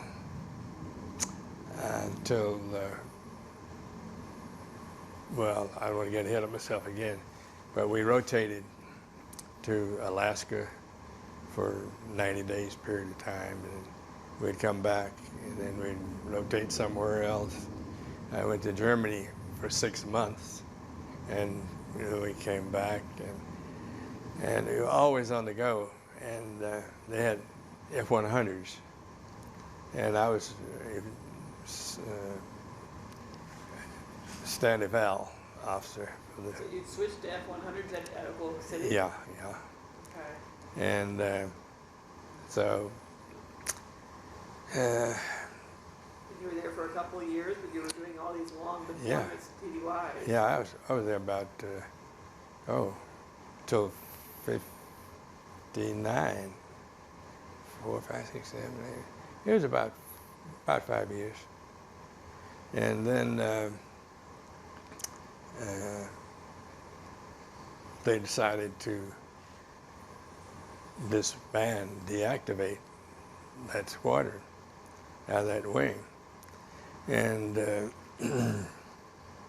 they transferred everyone to, well, most of the fighter types to Luke, because they had lots of experience in that outfit.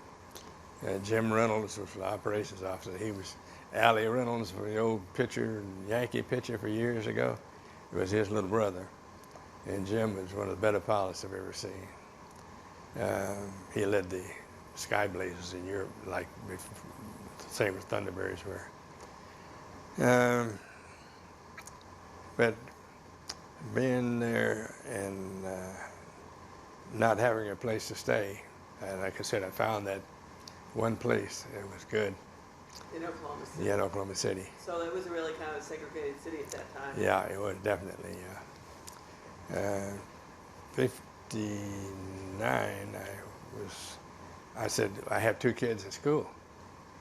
I want to stay here until the end of the term. So let everybody else go and leave me and here until they get out of school, then I'll transfer out. So they did, and I was squadron commander there as a captain. At Oklahoma City? As a captain, Okay. which is unheard of. But I only had the first sergeant and me, the 2 of us, the name only, to sign over equipment again. Well, when I finally went out to Phoenix, Luke, once again, I had no place to stay. I didn't have base housing. You didn't have any base housing? None at all. Well, they had 5 little for medical people who had to be on duty, you know, because of the flying training, night flying and all that. So I stayed down at this one place that a friend of mine who was a Tuskegee Airman, who was a mortician named Ragsdale, Lincoln Ragsdale. Oh, yeah. Well, Lincoln had a real estate place as well as a mortuary and a lot of things he had was into. And he said, well, I've got a place out on Adams. And okay, So I was right behind the Capitol over there. And it was a very small place. I think it was 1 bedroom and two and little living rooms like thing. And didn't like it at all, but it's all I had for right then. And all times of night somebody knock on the door. And I come to, is Helen there? She was, Helen? I don't know any Helen. And then later, is Ruth there? And then I realized what the place had been. So I said, I'm getting my family out of here. So the next day I went down and I told him, forget it. So I went to my squad commander there and I told him, I'm not going to live under these conditions and put my family in this. And so he said, come with me. He went to the base commander. Of course, the housing assignments are all by civilians here at that time. I don't know if they still are or not.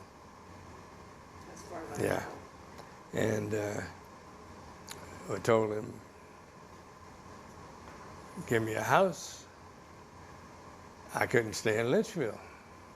No way I can live in Litchfield. There's a That was colonel. the only thing about around here about that, though, wasn't it? That's right. I mean, Avondale was a little dinky-doo town. Oh, yeah, and nothing. and Glendale was way the heck That's far right. away. Yeah, I couldn't get anything there either. And so I said, either do that, give me a house somewhere, or give me a transfer. I'm out of here. And they said, well, okay. And a little thought. There's one of those houses over here that the doctors have. And it's, you know where the drive-in for the officers club over there? My house is right there. Really? Right there in the lobby. And the club at that time, going toward the club now, it was off to the left. But the club burned. Okay. And they left the steps there. They're going to rebuild it. But instead, they put it across to the right and put the club over there until they got the other place. But then, by that time, I was living in the Lanham houses. Then they got Must have been right close to the VIP housing. You know, there's the 2 VIP housing. Was your house like right around that? I guess there was a pool there in the base commander. Yeah. Okay, the base commander was there, and then my house was next, and then there were about 3 or 4 doctors' homes were there. Okay. And so we went there, and a little crowded, but it was a nice place. Had air conditioning, you know, window air conditioners, and for Luke at that time, it's pretty good. So no problem. I stayed there for, they assigned me, all the F-100 slots were taken. So they said, well, we'll put you over in the 12th Squadron, 45 12th. So you have the German training. So I said, as soon as there's an opening, we'll bring you back over to the 100s. Well, I was qualified in the 84Fs because of Bangor and 100s, both. And so they said, well, I found a home over here. I like it.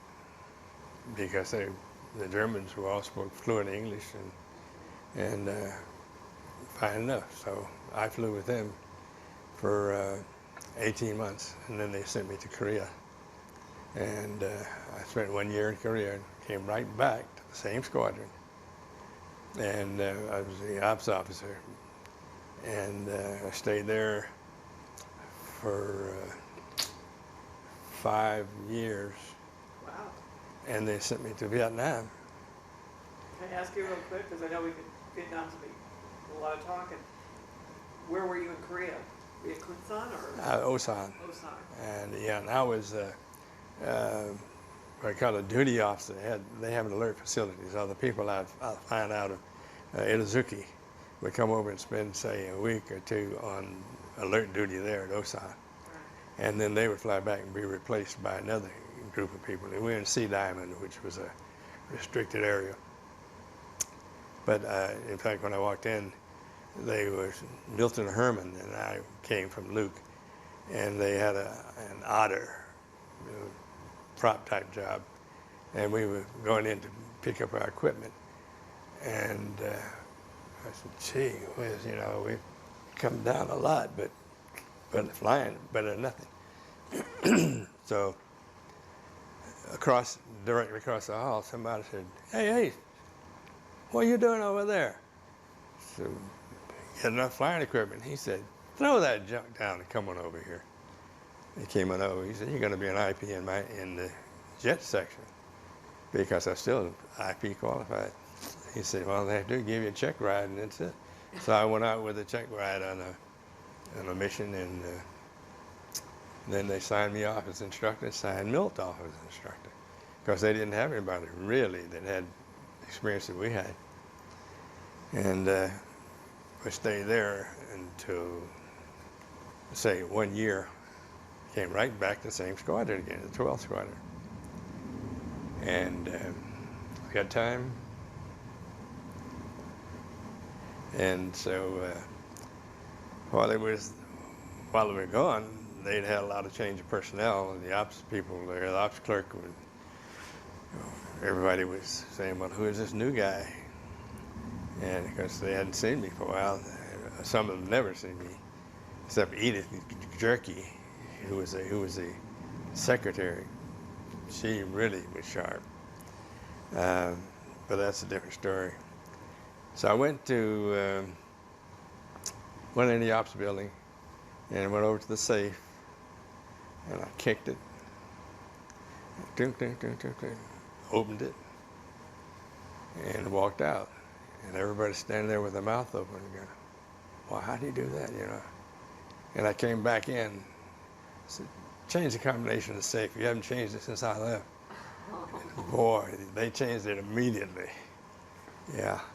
So I was, as I said, operations officer for the 12th, the 18th, the 43rd. 43rd came from Victorville in the 104s. And so I was still the operations officer there. So I've been just about operations officer for, I don't know how long, for years. So it came time for maybe getting a squadron. As I said, I was a duty officer there, and I was an instructor in the for the base in T-33. And we had several occasions where they were called upon for rush flights.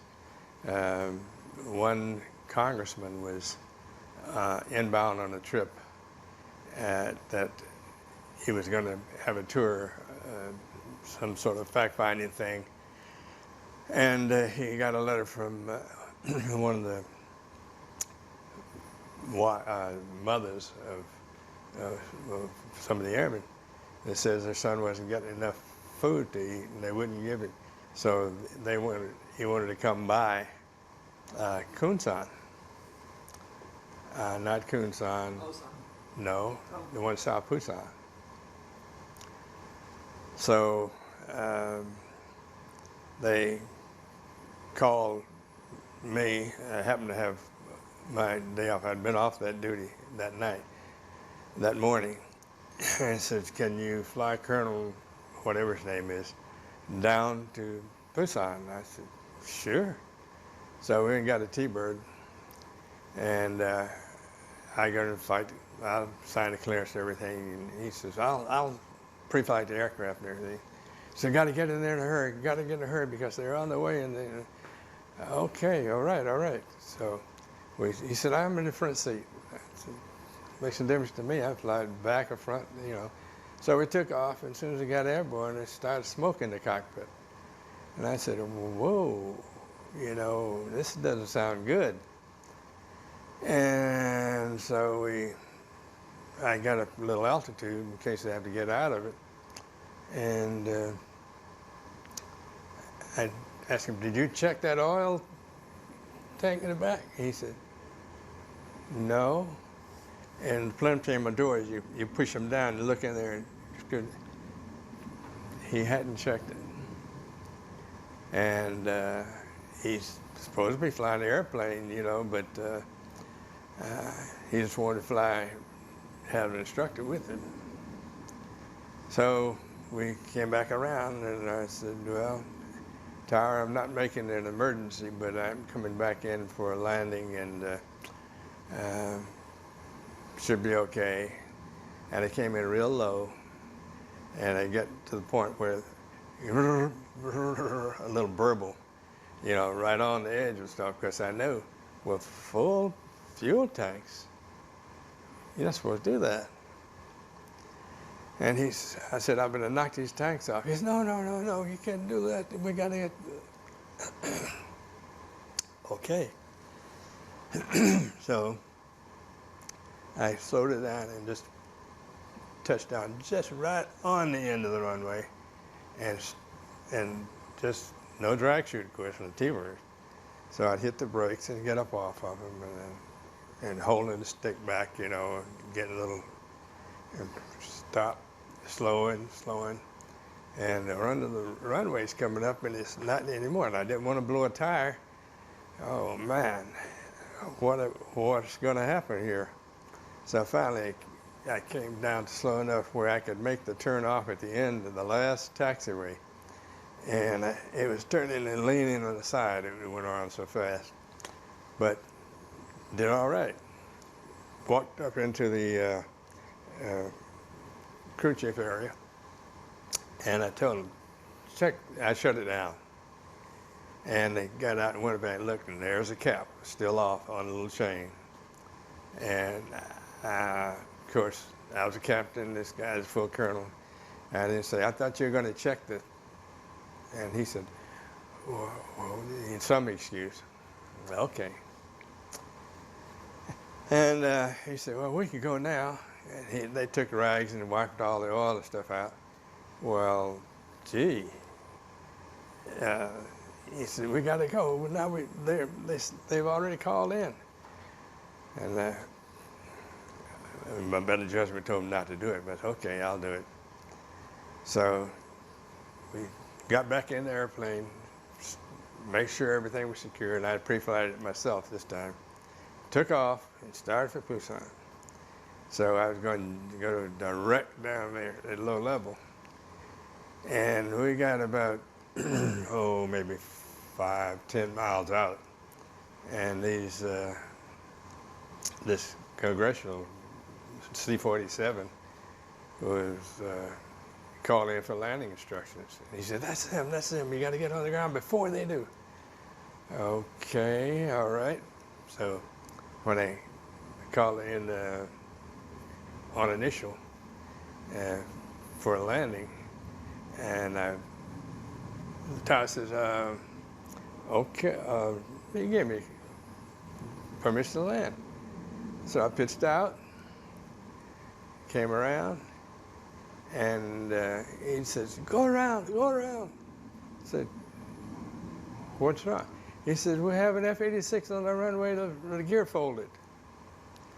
And I said, oh man, and I looked at my fuel now, and I started around, I made a slow pitch. Well, these guys were just calling in on the downwind leg. And he said, you got to get on ground before them. And I said, well, this T-bird can stop pretty good now that the tanks are, going to be emptied off. I said, can you, I said, I'm going to land, and I land on the first third. And as I got down the final, he said, no, go around. So you just cleared me. And I went around. Now this time, I said, ready or not, this next time I'm making a full stop. Now you're gonna have more than one on the runway, So I said, I'm gonna make a full stop. The negative and anything else, I'm gonna stop. Because I was running low on fuel. And so I came in real slow again. And they were just dragging this F-86 out of the way. They had it chopped up before, propped up and fixed and everything. And they came, we didn't even need to do it, and they taxed it off. Before the airplanes stopped hardly, he was climbing out of it and he ran in. He comes to find out that this fellow was a big eater from some farm somewhere, and they had special T-bone steaks that day, or some kind of good steak, and he wanted 3 and didn't get it. And so they said, no. And that's what she was complaining about. He didn't get enough to eat. Yeah. So, but anyway, we got back to Osan. But another thing in Osan, off-duty time, we would have extracurricular activities that we could participate in. I'd go bingo for some of the troops, you know, and I'd call numbers off a little, just some of the crew chiefs and whatnot, keep them interested in something instead of sitting around twiddling their thumbs. So I saw this guy with a karate gi, and I said, hey, man, I had judo and sack. I'd go by and see what it's like. And I went in, there's Mr. Shin J. Chul, who's J.C. Shin now. Now that he's in the States. He's the president. He actually is the Grand Master of the World Karate Federation out of Philadelphia. Wow. And at the time, he was only a 5th degree black belt. And one of his students in that same class was a fellow named Carlos Norris, Chuck Norris. Oh. The movies didn't think Carlos was macho enough, so they changed it to Chuck. Oh, okay. But Chuck was good, and we were in the same class together. In fact, we were put up for 2nd degree black belt at the same time. But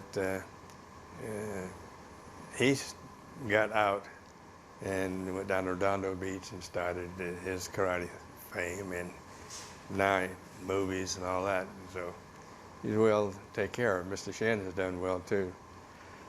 And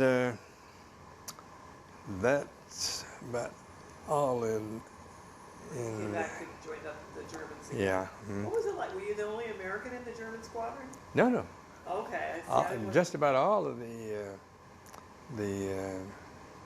instructors were American, but they had 3, 4 German instructors.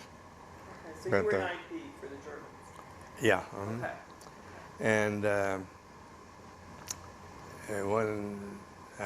Dieter von Ellichek was one, and this fellow out, he'll never forgive me. He's out at Scottsdale Airport now, Jürgen Jansik, and he was one of my students. In fact, I was in a restaurant one day, and he came up to the table and snapped, and I knew he was German. And he said, "You remember me?" I said, "No, Jürgen, yeah." And he says, he told my wife, "He checked me out in the 104. And I said, "Yes, that's right." He says, "And I checked him out in the 104. How is that? Well, when I came back from Vietnam, he was an instructor, and I came back. They had to check me out again in the 104 because I'd been going away for a year. Okay. So he was assigned to me as the instructor, and he checked me out. So we always said, "There's my instructor." He always said, "That's my instructor." Yeah. Did you like working with the Germans? I loved it. Yeah. Oh, they're very nice. They had Major Wolf, Hans Wolf, and Hans-Gerhard Opel was the commander at one stage of the game, and Major Wolf was the later. In fact, we were sitting at the table, shooting the breeze, and I don't remember the other 2 guys, but they were talking about, what were you doing this date? And this guy said, I was in a prisoner of war camp in Germany. You know, "Oh, really?" And Major Wolf says, "That was the day I got shot down 3 times. So you got what? He said, yeah, you know, the bombers coming over just row after row, and the fighters would go up, and he'd make us, and some hot fighter pilot pull up, and pow, knock him, he'd bail out. They'd have a truck waiting for him. They'd see him coming down. They'd put him out, give him another airplane, and right up he'd go again. And after the third one, he said, "Nine, my dear, I've had enough for today," and he stopped. But I couldn't believe it.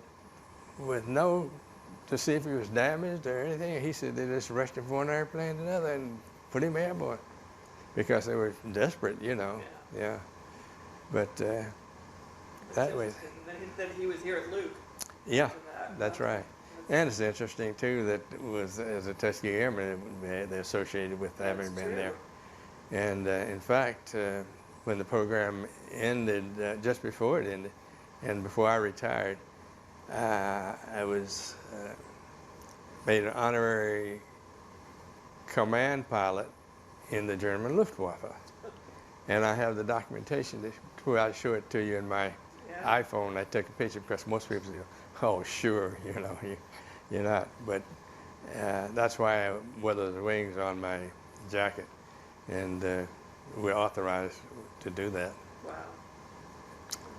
That's great. So that period of time at Luke, that 5 years, yeah, you were just about the whole time with the Germans then? Yes. Wow. I never did get into any other squadron over there. Wow. So I knew about as many German pilots as I knew American pilots, really.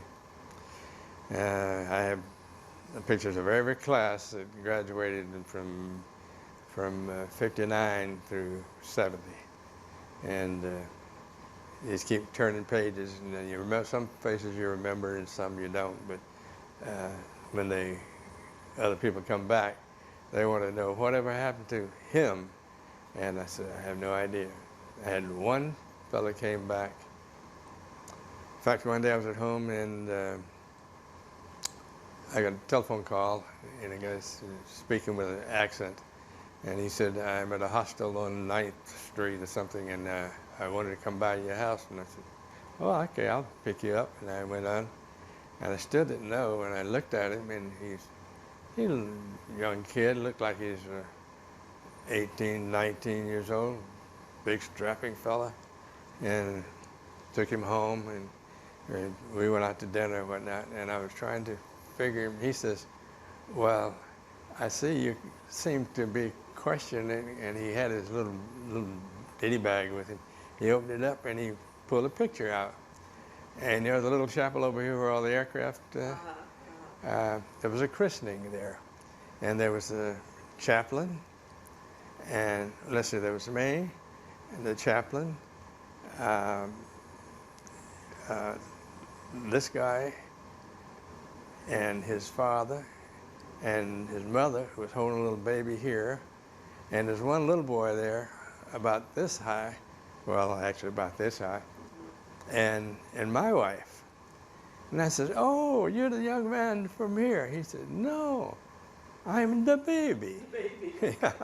So he said, "You're my godfather." Oh my goodness. And I said, "Well, yes." That's a surprise too. And I asked him what his father's doing. He said he's a sheep herder. I couldn't believe, from fighter pilot to sheep herder. It does seem to be a bit conflict of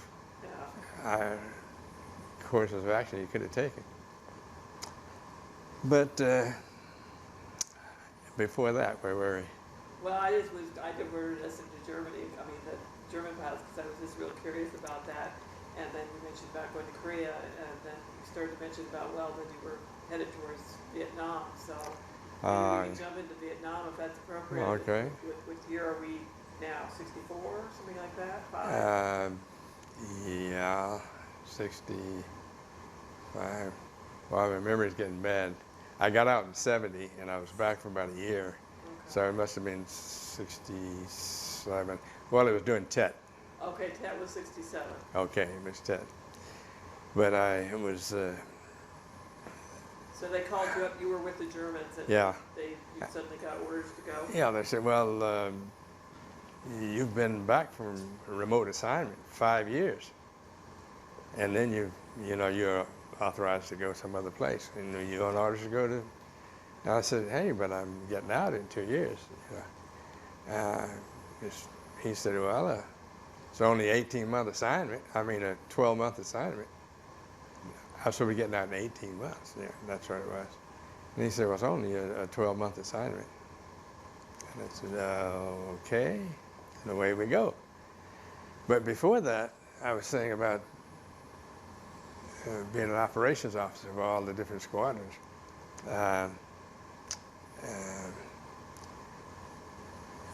What I thought and what some other people thought, I had my reports. I was in the far right column, promote absolutely superior, promote ahead of contemporaries and all this for I don't know how many years, because when the 43rd was coming over, they had an operations officer, but Colonel Hendry wanted to have me to be the ops officer so that I could teach them the Luke way of doing things. And I'd been here longer than anybody else. And they were pretty loose run outfit, not to cast aspersions in the wrong direction, but they did what they wanted to do because they were like an independent little squadron. And okay, I teach them the Luke way. And there was a fellow named Red Eye Stewart. Red Eye was his call sign. And I'd been with him in England. And because Red Eye didn't like being kicked out of his job, but c'est la vie, that was it. But what I was trying to say is that I had a squadron commander there named, it was Black Bart at that time. And when Bart left, because he died of cancer too, there was another one, trying to think of his name. It's from Cheyenne, it was call sign, from Cheyenne, Wyoming. He was a Navy pilot, and he got out, joined the National Guard after World War II, and then he was recalled, and he came back into the Air Force. So Rainer Learned, lived right out here in Litchfield. He did, but Rainer was one of the best guys I've seen.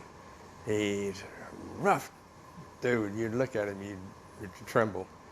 But he had rather prominent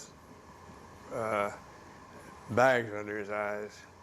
So when he first came in the first day, he walked in and had everybody in the briefing room, and they closed the door, and everybody attention.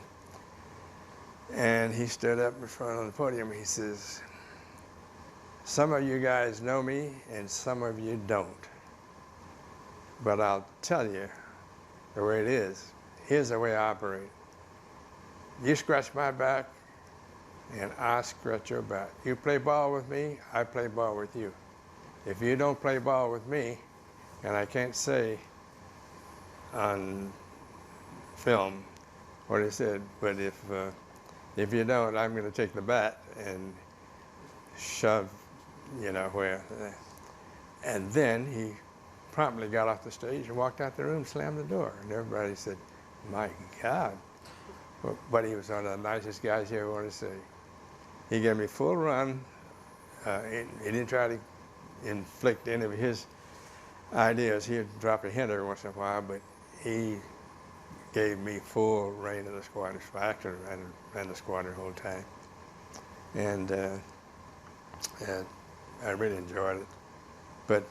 And he recommended promotion just like all the rest of the people. But when I was actually eligible, they said, don't say the commander's name, but I heard through the grapevine that he was looking for someone else to promote into that job. And he couldn't find anybody. Finally, he found one man, Nobby Walsh. Nobby, you remember Joe Palooka in the front of the papers? That's before your time. I've heard of it, but it's before my But time. there was a Nobby Walsh, this little guy, bald-headed, cigar, feisty, real type. And that was with Nobby up and down. And he and the wing commander were good friends there. And because I didn't have much, I didn't hold him dear to my heart, the base commander. But he finally found Nobby. Nobby had never flown in the German program. He'd never flown F-104, and he outranked me by 1 day. So they gave it to him. And that kind of upset me, but Nobby came over after him. He said, look, I know this isn't according to Hoyle, you know, but nothing I had to do with it, you know, and I'm sure we're going to work together. I said, you betcha. There'll be no change, but I'm going to, not your fault. So we worked fine together. But then when Nobby got in, he got his promotion. And of course, I would have gotten the promotion, but the Air Force came out with an edict of sorts saying that anyone within 2 years of retirement could not be considered for promotion. You ever heard of that one? No. Yeah. But the 2 years I spent, like 1 year at Tuskegee as a cadet, 1 year at Randolph as a cadet, made 2 years of non-officer time. I had 18 years when I was eligible, so I couldn't be promoted. And this is to make major, right? Am I right? Lieutenant Colonel. Okay, so you would make major. Okay. Yeah. But I'd say, you know, what is going, well, the Air Force realized, and I'm sure the reason that they had reasons for doing it. I don't know who's going to be looking at this thing, but all the West Point and Annapolis types, we call them the ring knockers, would be eligible at the same time. But if they came through here, they wouldn't have the 2 years extra, and they've got not just 20 years, they're going to be in for 30 or 35, whatever. So I couldn't be considered for it. The next year, before the promotion cycle came around, they said, well, that wasn't right. We realize that now. You are eligible.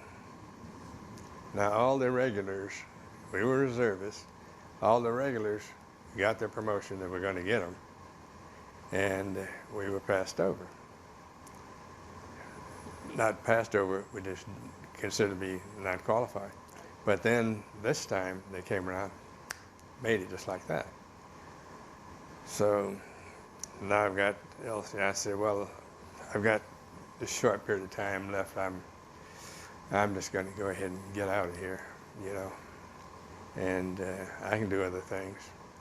But they said, well, we can extend you 2 years. I said, no, I'm going to retire. They said, well, think about the amount of money you're going to make and all this sort of stuff, and 2 years from, you know. So This conversation was going on after you came back from Vietnam or before? This was after. Okay. We'll get to Vietnam. Yeah. Then, I know it was before. oh, okay. But I was still, this was a little bit before Vietnam. Okay. Because, so yeah. you wanted to be promoted before you went to Vietnam. Yeah, well, yeah, I was. Okay. And I was with, like I said, the 173rd Airborne over there as a liaison type. But then after 300 and say about 340 or something like this, they pulled me out of the field, and I was made deputy director of DASC Alpha, which is Director Air Support Center in Nha Trang. And I got the rest of the time flying out of Nha Trang as deputy director of the Air Center. and IFFE headquarters. So I just want to make sure I'm clarified in my head. When you got orders to go to Vietnam, I was already a lieutenant colonel. you were a lieutenant colonel. Yeah. So it all happened. It all happened. And, okay. And Yeah. were you made a squadron commander at that point? I was a squadron commander at You that were the point. squadron commander. Yeah. Which squadron was it? 18th. 18th. 45 18th. Okay. Yeah. Which was the 12th and the 43rd and the 18th. I had been operations officer in all those. And no big deal. In fact, I was the only commander, I think, that didn't have an accident the whole time I was there. But, just weeks after I had been relieved to go, the new commander, they had an accident. I said, phew, Wow. wow, yeah. But good. But there was something else. That was a big deal, though, because we should just put it on tape that you were the first black squadron commander here at Luke, Yeah, and there certainly probably weren't that many nationwide. Or, no, I mean, in the integrated Air Force, could we probably count on one hand maybe the number of black squadron commanders, or I probably? I mean, it's, probably not, maybe not that.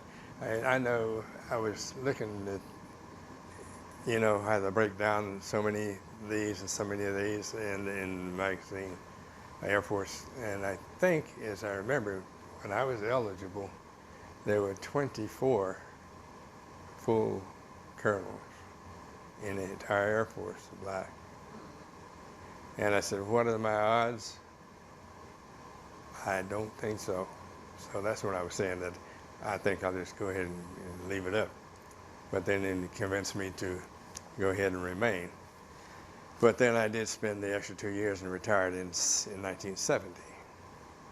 And stayed right here in the Valley because my wife was Head Start coordinator, the Head Start program. I'm sorry. Head Start. Oh yeah, sure. She started with the poverty program here, Okay. and then was the coordinator for the Head Start between the city of Phoenix and the delegate agencies in San Francisco. So, and had two boys who were in college at ASU and home. But I did get a call from someone called me and said that Arlie Blood is trying to get a hold of you. And I said, whoa, and Arlie came, he said, yeah, I got a job for you. I want you to be this is before I got the promotion. He said, I got a job for you.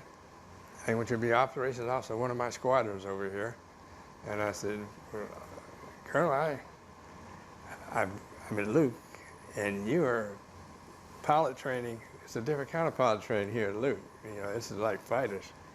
And I appreciate the offer, but no, I'm gonna have to turn you down. He said, well, I tried. So I said, take care of me when you retire. We'll be retiring pretty soon. He said, oh, okay, I'll keep you in mind. Sure enough, he called. He said, I got a job for you. I said, what does it entail? Now, I've just been hired by AT&T for about 2 weeks before that. And he said, it's work for Northrop.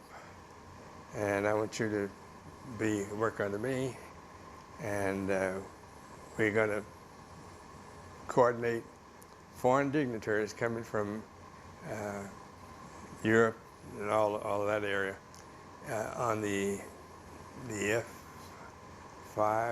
Is that the, I forgot the designation now. Well, that's the T-38 as a fighter. T-38, yeah. And I said, well, where would I have to move? He said, yeah, I'm afraid so.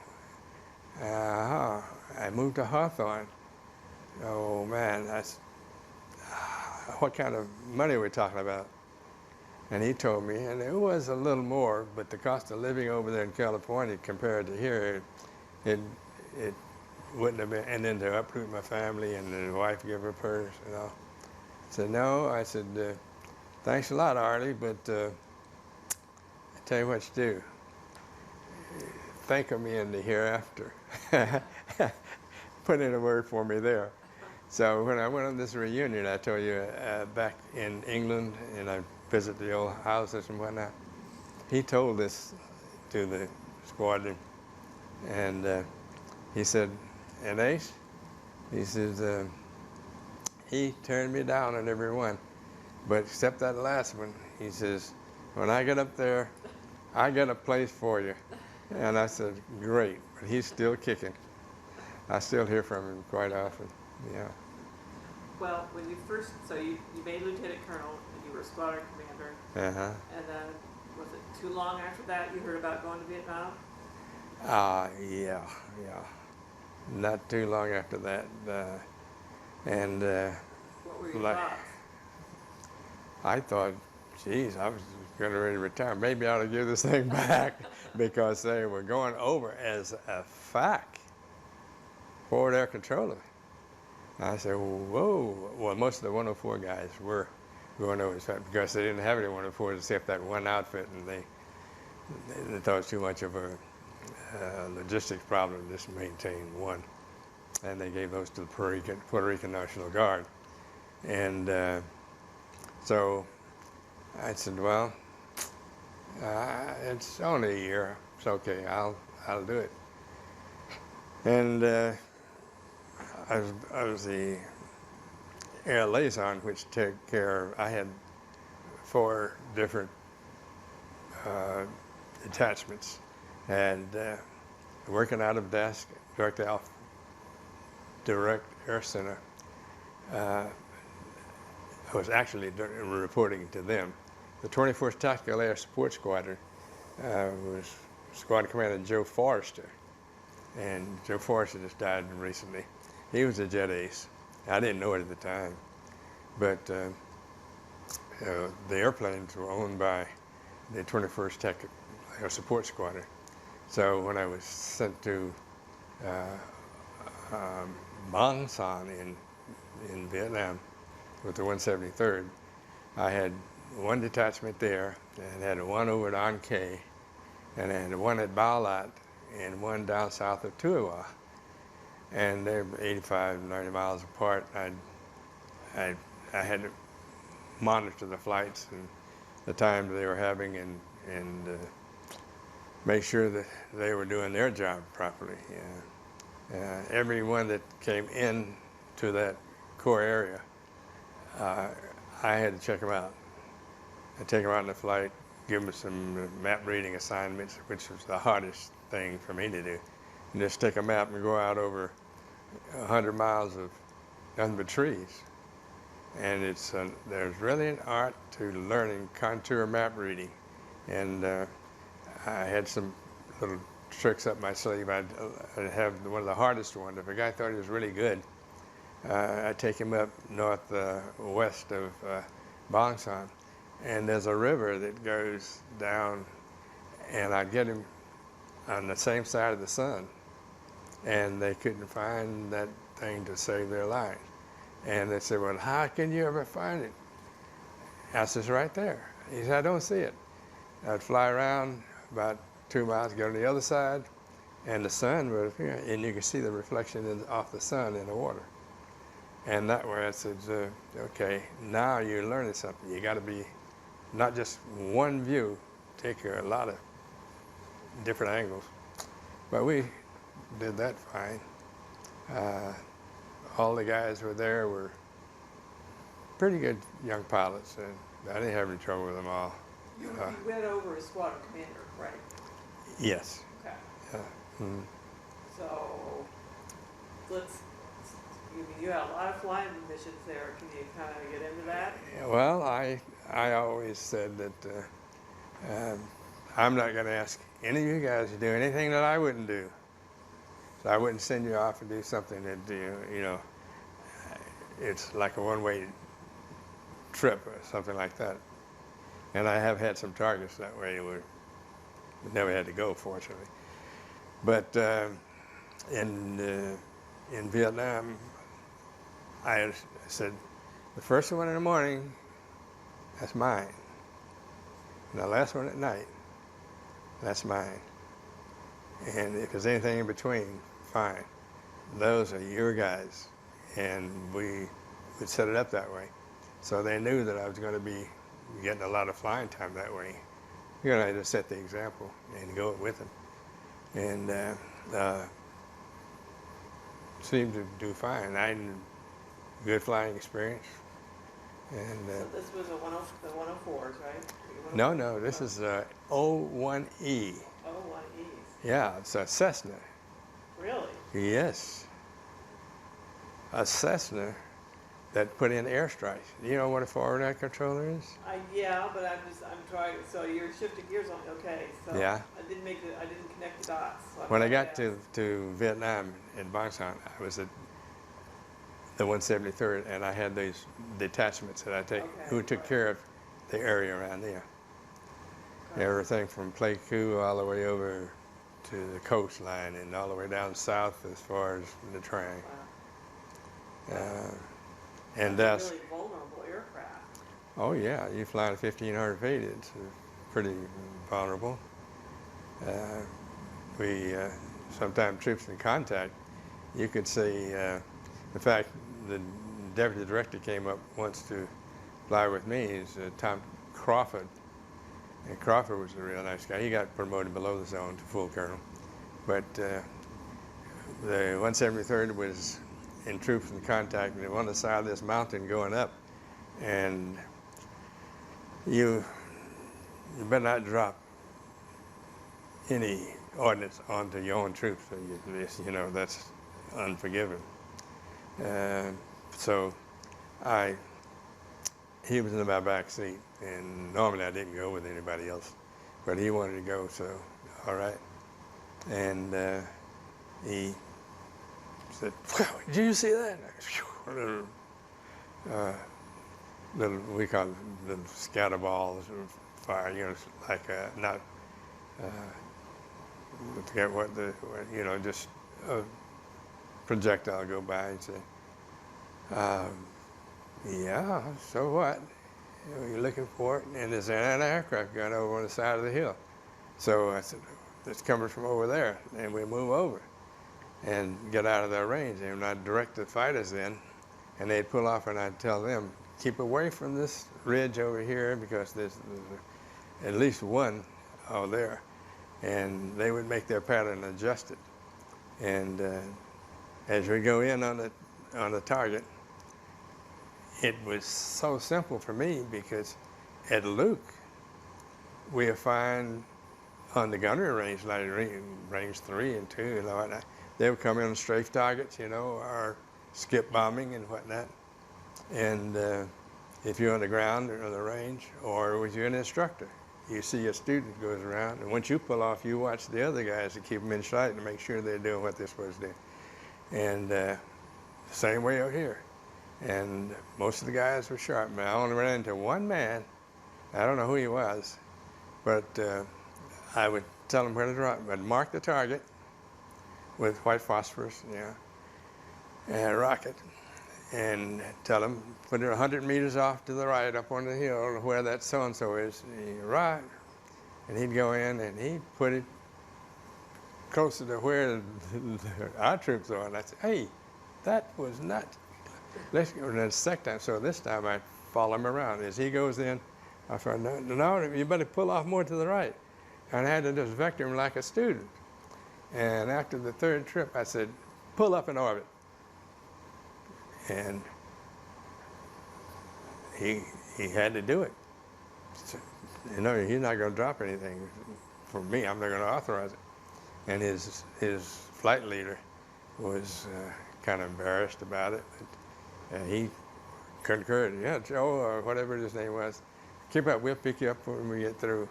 I don't know what he did with his orders. He took it somewhere and dropped it. But you run into some people that just, it may have been a desk type who was filling in just trying to get some flying time. I don't know. Well, you got a heck of a lot of flying time. And if you were there for 12 months and you did that many, Yeah.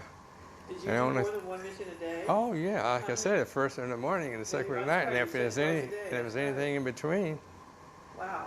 and if there's anything in between, yeah. Even with twice a day, that's a lot of, there weren't too many Oh. days when you weren't flying. You know, except when the monsoon came, and that's what slowed me down.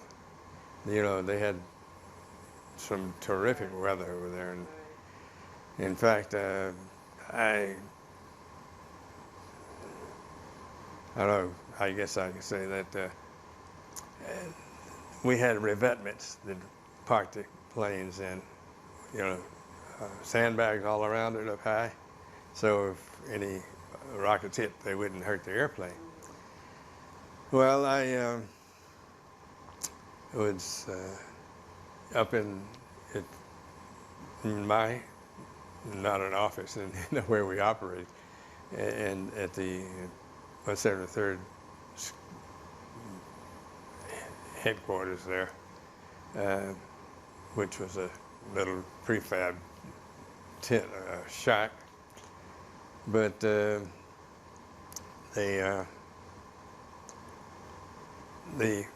crew chief called me and said, "Hey, they're moving airplanes out."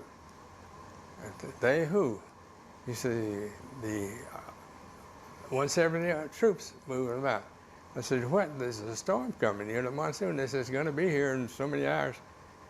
And I said, I could see the blue cloud. And I said, "Well, don't let them do it." He says, "They've got weapons. They got M16s. I said, "Well, don't go up against that, you know, just stay there. I'll take care of it." So I called two of the guys that I had with me there.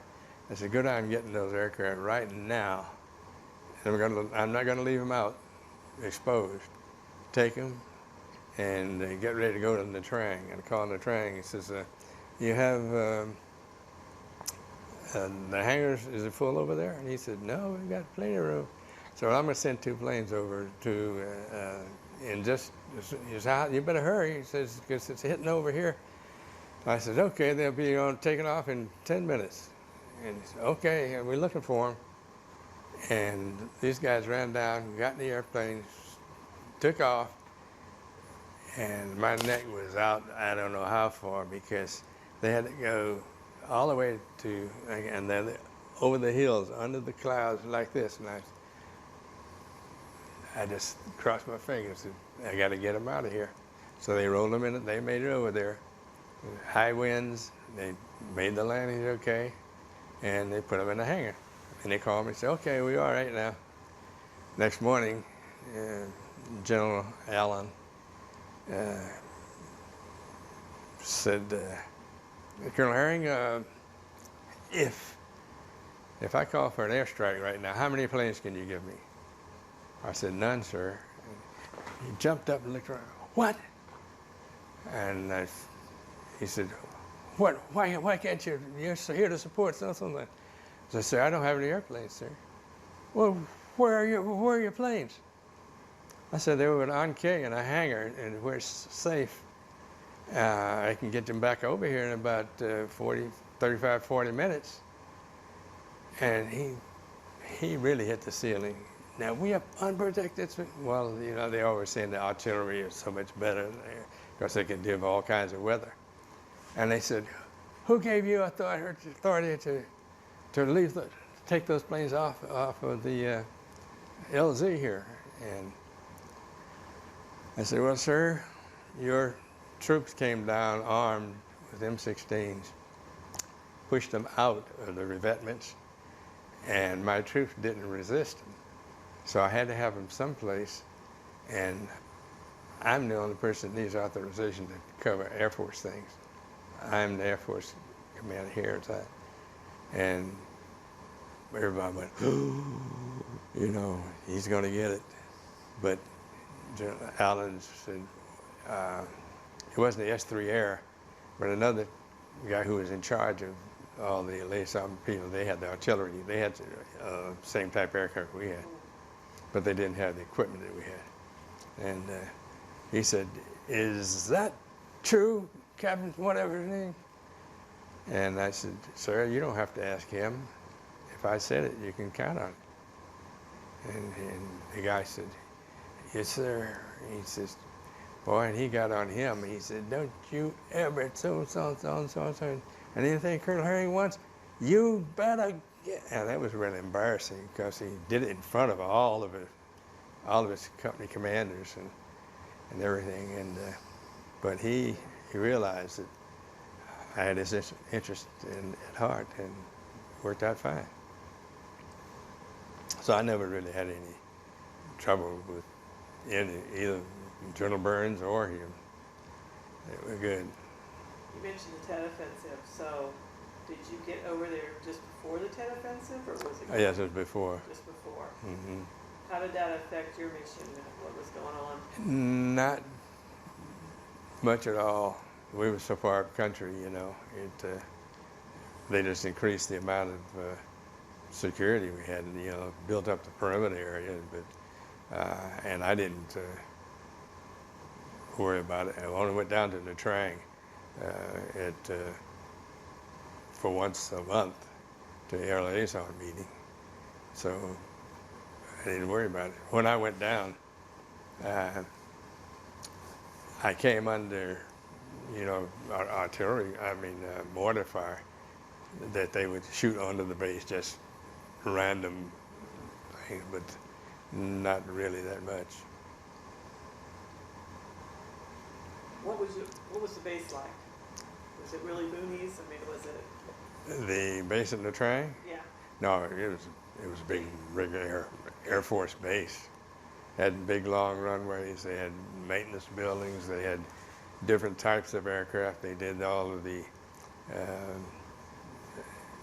trail dust missions for dropping Agent Orange and all these other things. They all came under the heading. And they had one squad that did nothing but repaired aircraft, and they could build an airplane there. It was one of the major bases.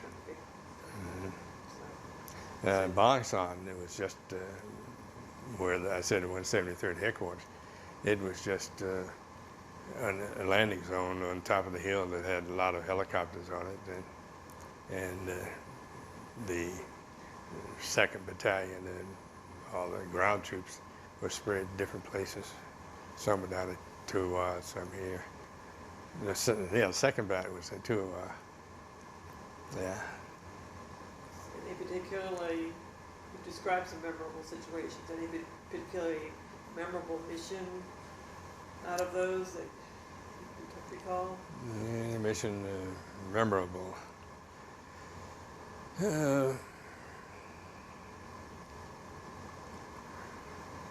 No, What was a typical mission like? Oh, you'd get the coordinates from the S3 Air, and he'd say, "This is where we're going." And you'd wait till the last minute, and you hear these helicopters, plop, plop, plop, plop, plop, plop, plop, plop. And where are they going? Well, why didn't you tell me about it? Well,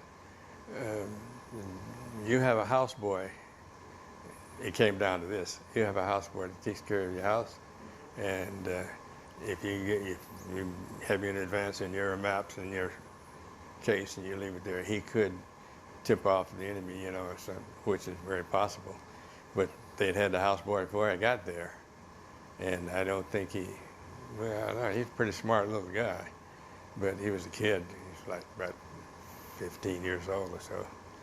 But they used to say that the reason he was so sleepy was he carried ammunition for mortars at night for the VC, which I don't think he did. Yeah, I don't think it's true. But one thing, I'm trying to think of something really memorable, and I had one in mind. I came back from one mission, and we had, I was down in the Happy Valley. It was actually north of not Phuket. Yeah. Phuket. And the 173rd had caught some infiltrators, and they were forcing them back north. And when I got there, the clouds were right down on just about the top of the mountain. So instead of flying at 1,500 feet above the ground, you go up the mountain, maybe you're only about 800 feet above the mountain. But then you go down, you still off in the valley and have them come in that way. Well, that was very difficult for the fighters. No problem for us, you know. But the fighters couldn't make a regular dive bomb. They kind of go in and sling low skip bomb type in. But I was there, and I had the guys mark their position, and they threw these about the size of a Coke can. They'd throw it down, and smoke would come up. Okay, do you have anybody north of that? No, they're all to the south. Okay. And then when the fighters came in, I said, okay, here we go. I'm going to go into here. And just as I went over this ridge, a helicopter came by like this under me. And when he got about here, he started doing this. And I said, whoa, I looked back. And he went right down in the trees. And I said, uh-oh. And I said, you got one chopper just went down, and I threw one of these smoke things down. I said, don't hit near this guy. He just went into the trees. And after a while, the smoke came up. And so evidently they were chasing them north, so we put anything north of that. So I started out about estimated distance they'd have traveled by that time. And the other 173rd troops, he said, bring it in closer. And I have fighters bring them a little closer. And I said, well, that's close enough. Well, while they were talking to this guy on the ground, and he didn't get hurt. He went down in the trees. And then a guy from Phuket was one of these helicopters with like this, I don't know the name. Big Jolly Green? No, it's a smaller. Okay. But anyway, he was standing alert, and it was, like I said, the emissions were not doing anything. He said, you need any help up there? And I said, yeah, well, I can always use a little help. And he came up, and I said, well, just had one go down in the trees right here, and don't get near that place. And he cut in front of me, and went around, and then all of a sudden he said, Mayday, Mayday. Wow, what? He said, just got hit. The pilot is code X-ray. And he was evidently got hit. I mean, the pilot himself got killed. And other guys were with him. He said, I'm going to land at LZ Pony, which was on the North-South Highway.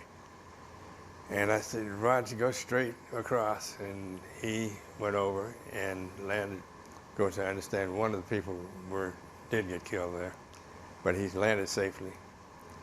And then I said, that's two of them. And then by that time, one of the 173rd choppers came in. Memory's bad. It's not a Huey, but one of the gunships. And as he came in, I said just the same things to him, and he got in too close, and he says, "I'm hit, but I'm not going down. I'm just going to go right down the side of the valley, and the mountain's like this." And he just went right down and landed in the valley with no problem.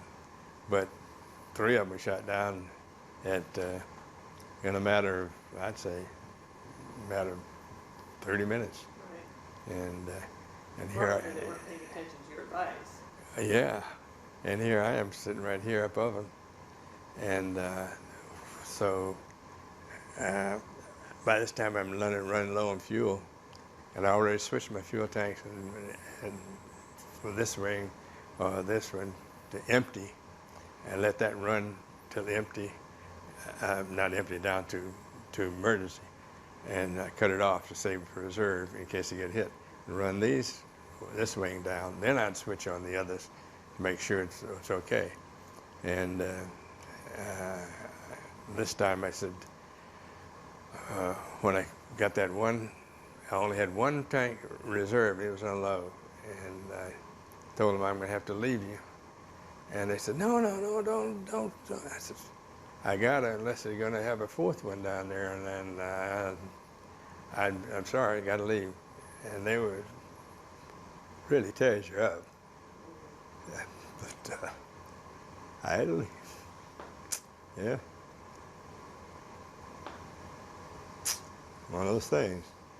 They made it okay, but at the time you never know whether those guys are going to return on them or not. Yeah, and I think that's the one they got at DFC. Yeah.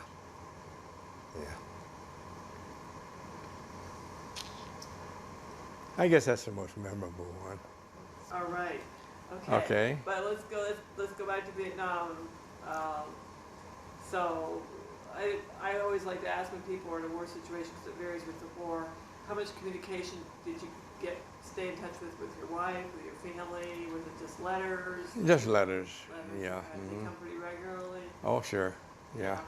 They came in regular time, no problem.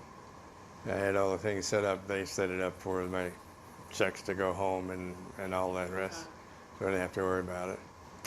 And even for, get a barber shop or anything, they had Korean barbers on that LZ. And when they found out that I had a black belt in karate from Korea, Tang Soo Do, boy, they beat me to death, when they massage you when you get there, blah, blah, blah, blah, blah. Oh yeah, they give me the whole works. Did you ever have like a USO show there? Once. Okay. Jimmy Stewart came in once, and he sat down and talked at dinner with us. And then they had some ladies came down there, and I didn't.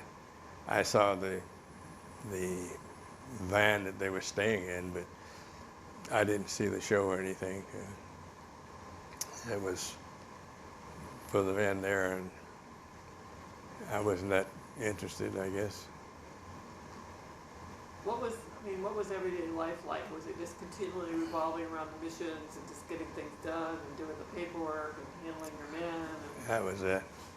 Yeah, it's more or less routine once you get set into it, and knowing when to respond and learning the area, all the small details, like you go up the so-and-so valley, there's a waterfall, and one of the tallest I'd ever seen, this water cascading down, and then over in the other area, the river made different turns, and there was one in there they called LBJ, just like a profile of Lyndon Johnson.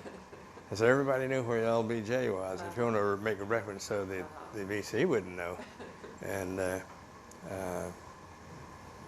things like that.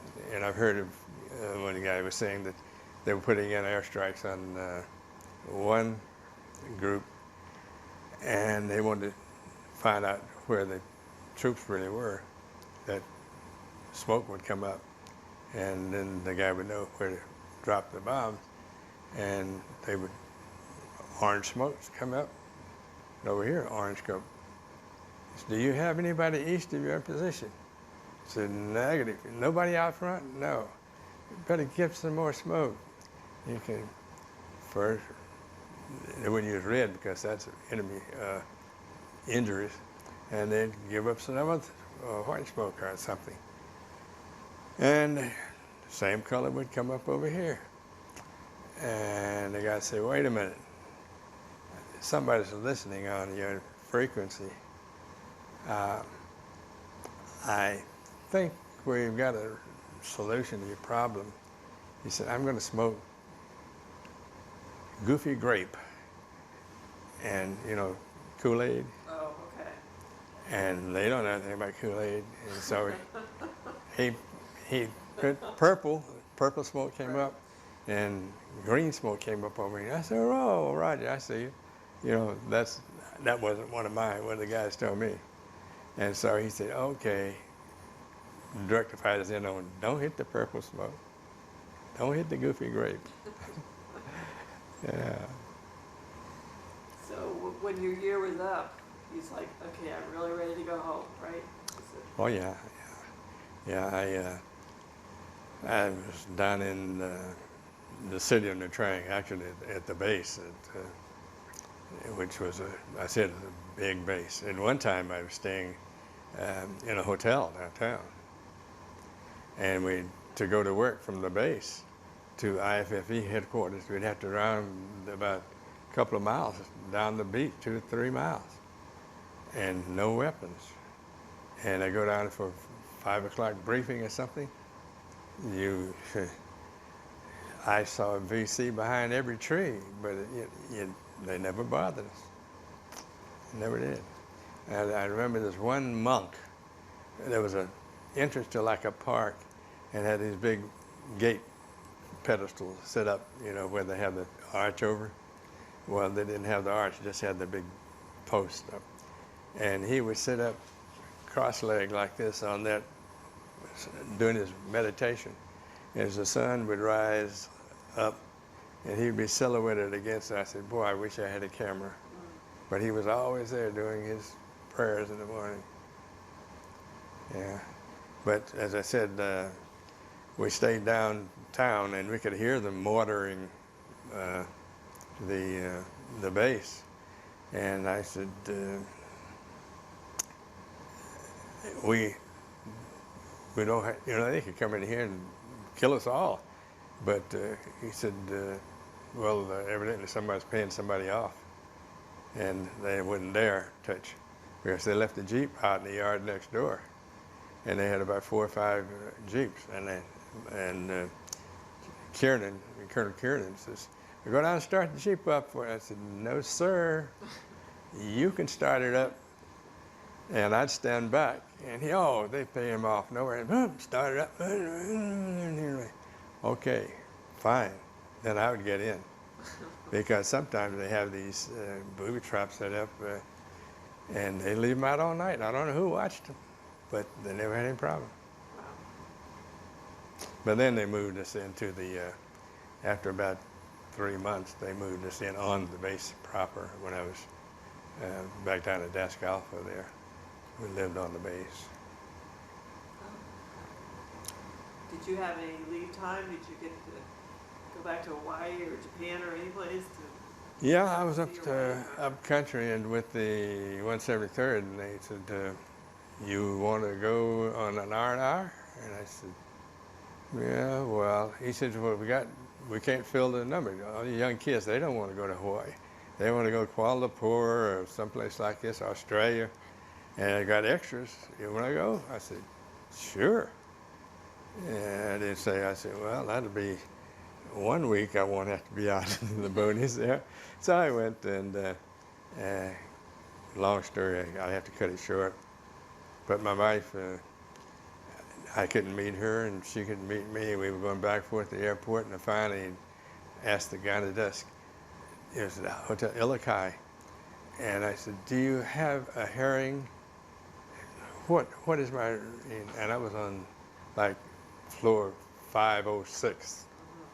And he said, yeah, and we got another one in 507. And my wife was a room above me, and she was going to the airport, and then I was coming, and I wasted a day of my R&R trying to contact one another. But No cell phones then. no cell phone. Yeah. Oh gosh. Oh, so you did have the 1 week at any rate. Yeah, and then when I went down to Desk Alpha to be signed down there, they say, well, you got to go R&R. I said, well, I went R&R up country. And he said, no, it doesn't show on your record. I said, yeah, but I did. I went the Army. So you're in the Air Force. Air Force says that everybody will take an R&R. So I went back to Hawaii again. Yeah. Did you meet your wife over again? Yeah. Okay, Yeah. that's good. Yeah, no problem there. Any other thoughts or memories about Vietnam before we head on back towards getting you home? No, looking back on it, it's hard to say. It's a lot of fun.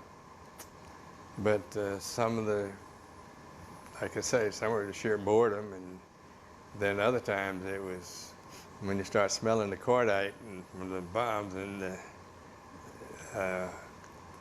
doing the bomb damage assessment, when you got to go back over the target at 1,500 feet and count the damage done, it's a little hair raising.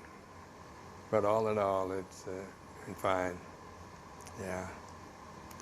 What was it like coming home? Oh, just like coming home from Germany. No different. I've just been away. When Only did twice as long. you land in Los Angeles? No, San Francisco? it was supposed to be supposed to be San Francisco. I mean Sacramento. Okay. So because while I was there, my wife moved out to Oakland Okay. and stayed with a cousin of mine who taught there. And she was going to go up to Sacramento and meet me there. So she drove up on the date I was supposed to be coming back. And some reason they couldn't get in, we couldn't get in to Sacramento, and they diverted and landed at Oakland, about 10 minutes from where we were living. So I had to wait for her to come back home. Now, where have you been? She said, oh, what a waste of time. Did you wear your uniform when you landed? Sure, yeah. Okay. See, what I'm getting at is when I've talked to Vietnam veterans, I their know, different treatments yeah, when they got off the yeah. plane and whether or not they wore a uniform or not. No. I've heard the gamut of Yeah. experiences. No, they didn't. In fact, I don't know if they're in. I didn't see anybody protesting or anything. No, but They might have been expecting. well, no, but also to see that one little individual sometimes would do something to somebody, especially if they Oh. saw them in uniform. Oh yeah, yeah. Yeah. No, I didn't have any problem at all. Were they any kind of, when you got home and really settled in, was it any adjustment issues or sleeping issues or just kind of No, not at all. getting used to a new time zone, huh? That's about Yeah, it. that's about it. Right. Yeah, You came back here to Luke? right back to Luke. So the family was going right back to Luke too, but this time you see they had Cape Heart housing like they have now. In fact, we stayed on 2808 Sioux, and then we stayed out on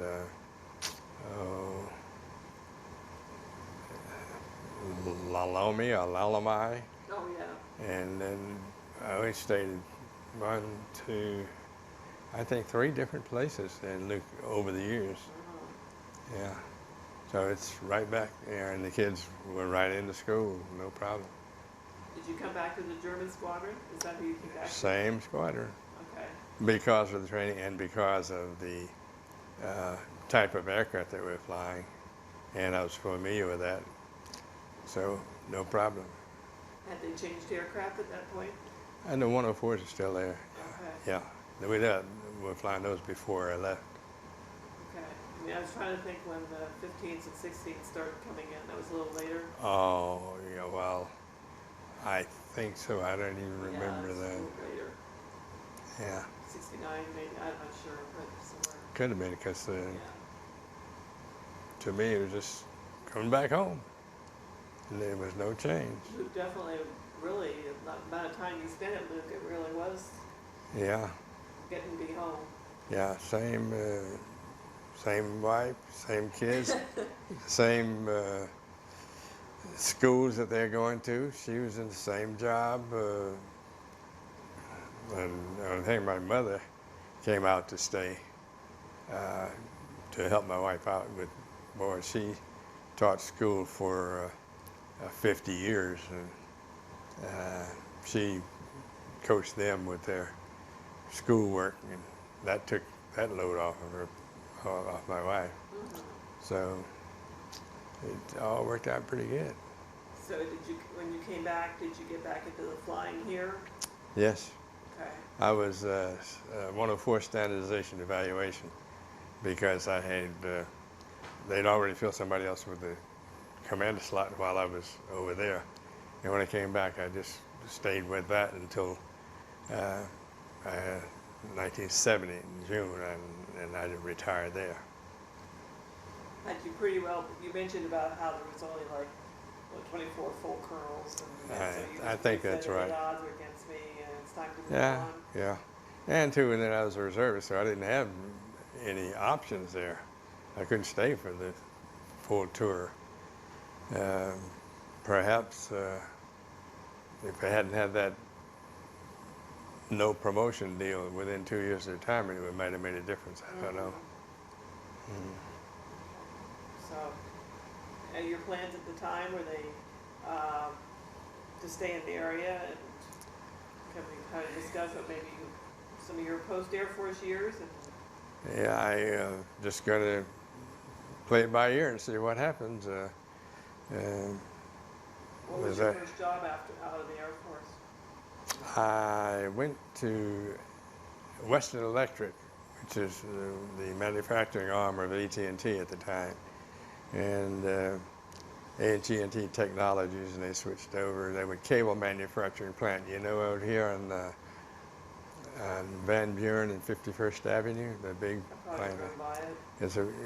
It's closed down now, but I started out there as engineering associate for quality assurance. A friend of mine named Bob Knapp, who used to live in Litchfield, called me up and said, "Hey, what are you doing?" I said, "Nothing." He said, "Want a job?" I said, "Yeah, what do you got in mind?" He says, "The guy here is going on sabbatical, and I don't think he's coming back."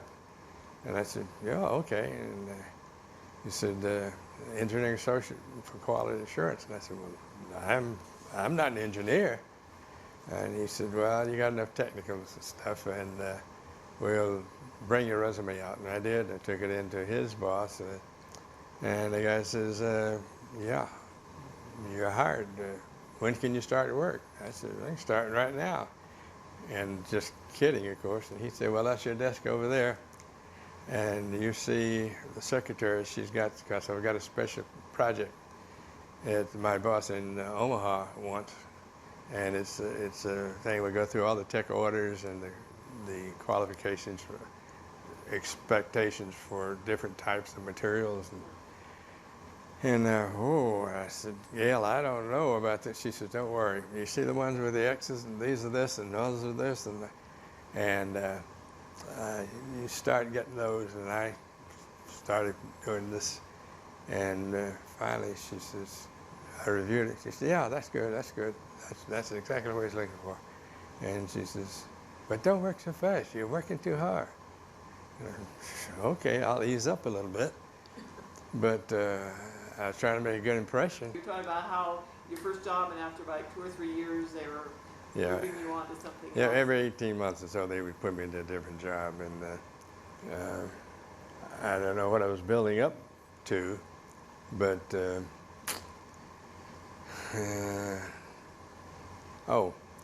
was telling you about when I first went in, and I had to do this project for my boss, and a couple of years later, like I said, I went up in the office when I was on 311 shift at night, and I walked up to the front office to look for something, and there was this little brown hard shell book, and I said, "Oh, what is that?" And I looked at it. By Asa Herring, and of course my boss's name was crossed over it, and I started looking in it and reading, and by this time I knew a lot of what, and I kept looking. I said, "That's pretty good. I did a good job," and I didn't even know anything about it at the moment, and that was it. Wow. Yeah. But and Sounds like you had a good experience there. oh yeah, yeah, yeah. No real problems. You have the same. You run across people that you don't particularly care for, and some don't care for you. But in the Air Force, all you have to do is wait a few years, and he's gone or you're gone. Right. But there, those people will be there the whole career. So some of the people were afraid, really, to say too much, and they were kind of ostracized if they did. Whereas we had one third level manager that was a tyrant, and people would, in fact, he would send a note out to all the people that are working, and he would do it with a blue felt tip pen. Nobody in that entire plant could use a blue tip pen except this one man. And if you saw a blue tip, you know that Right. expedite it. Right. But he and I got along fairly well because he tried his same tactics on me, and I more or less ignored him and let him know right off the bat that, and it's a wonderful feeling to have that old Air Force retirement in my hip pocket. And if he wanted to fire me, so what? Fire me. But he didn't dare, because I stood up to him. And I was very polite. I didn't go over my bounds like this guy on the plane and curse everybody out. Yeah. No. Yeah. But yeah, I just have to wonder why people like that exist. But, I don't know. so how many years were you with them? I was with them for 18 total actual. Oh, wow. But when they made me an offer that I couldn't refuse, when they were downsizing and they were trying to sell off the plant, which they really did, they gave certain benefits for doing it, and my boss took it. And then I said, well, man, it's an opportunity for me to move into here, the head of this department, and my assistant, she took it. And I said, whoa, we're going to get maybe some of the other ladies in here are going to get some upgrades. And they said, no, we're not going to do it, we're just going to close ranks. And the general manager, the fourth level, his secretary was given the job that my boss had. And I said, no way. So, forget it, I'm going. You can't go. She says, I need somebody experienced. I said, if I died tomorrow, you could do it. You're smart enough. And she was. But I went ahead and took it because they offered 5 years onto your age, which was one of the retirement factors, and how much money you get. 5 years onto my age, 5 years onto my service, and 15% of my salary that I'm making right now until you pick up Social Security. I couldn't afford to work. So I took it. And one of the best things I did, because now, I'd say about 8-10 months later, they sold the plant, closed the works down, and it's been closed ever since. Perfect timing. And a lot of the people said, boy, they were sorry they didn't take it, because when they decided to close it, it was just like layoffs, whereas Yeah. we were bought off. So it's good. So they get the benefits. We good? Okay. So it sounds like it was a good time for you to retire, since you mentioned the plant was closing like 6 or 8 months later, and not everybody got as good a situation as you did. So, Yes, I'm glad I stayed in as long as I did to wait for the better benefits offer. Do you think that that other part would be on there or not.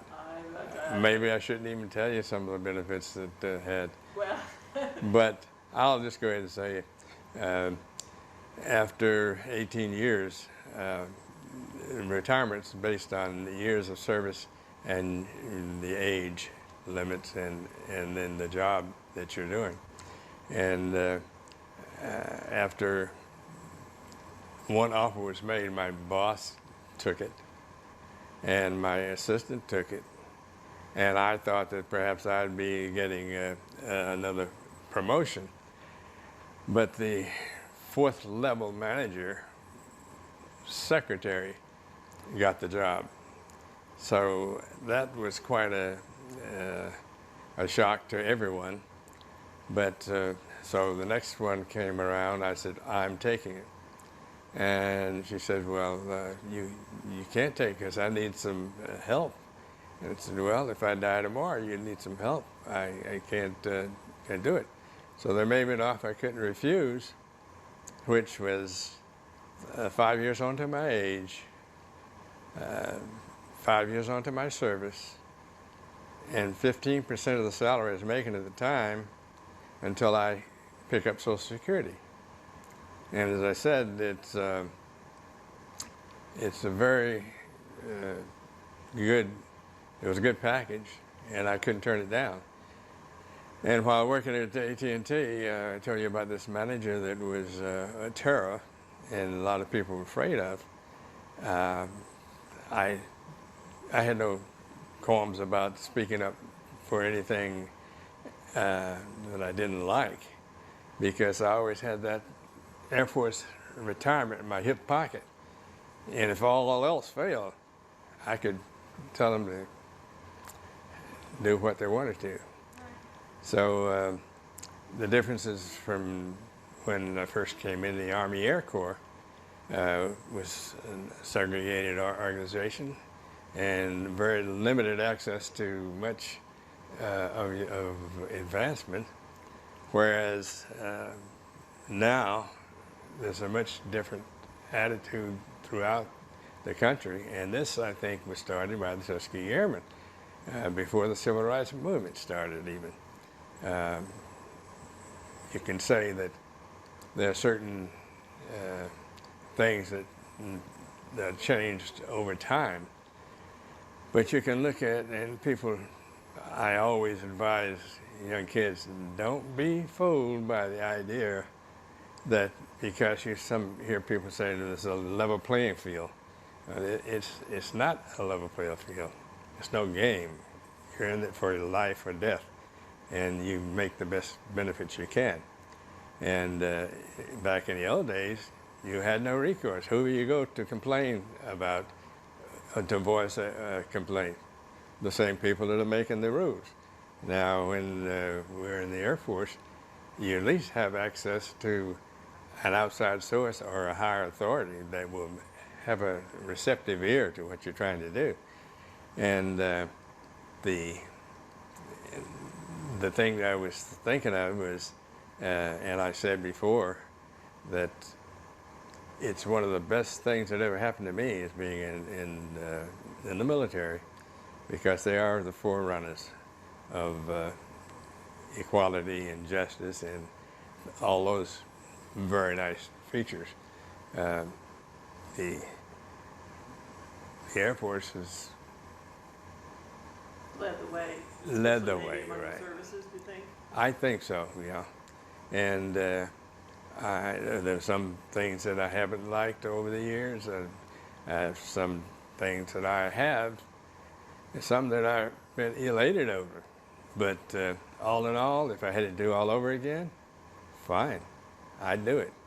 And I was saying that I thought maybe if it were F-35 in my future, I might come back right now. But that'll never happen, because it was just a hypothetical thing that I threw out there. But I enjoyed the military, and I'm looking forward to bigger and better things for everyone concerned. Great organization, and it has some very talented people here at Luke, as well throughout the Air Force. we just stick together and do our thing, it's got to work out fine. Well, what an awesome example you are, both for the whole movement, but also for the Air Force. And it's a great privilege for me to spend some time with you, so I really, really appreciate that more than you know. Thank you. Thank you very much.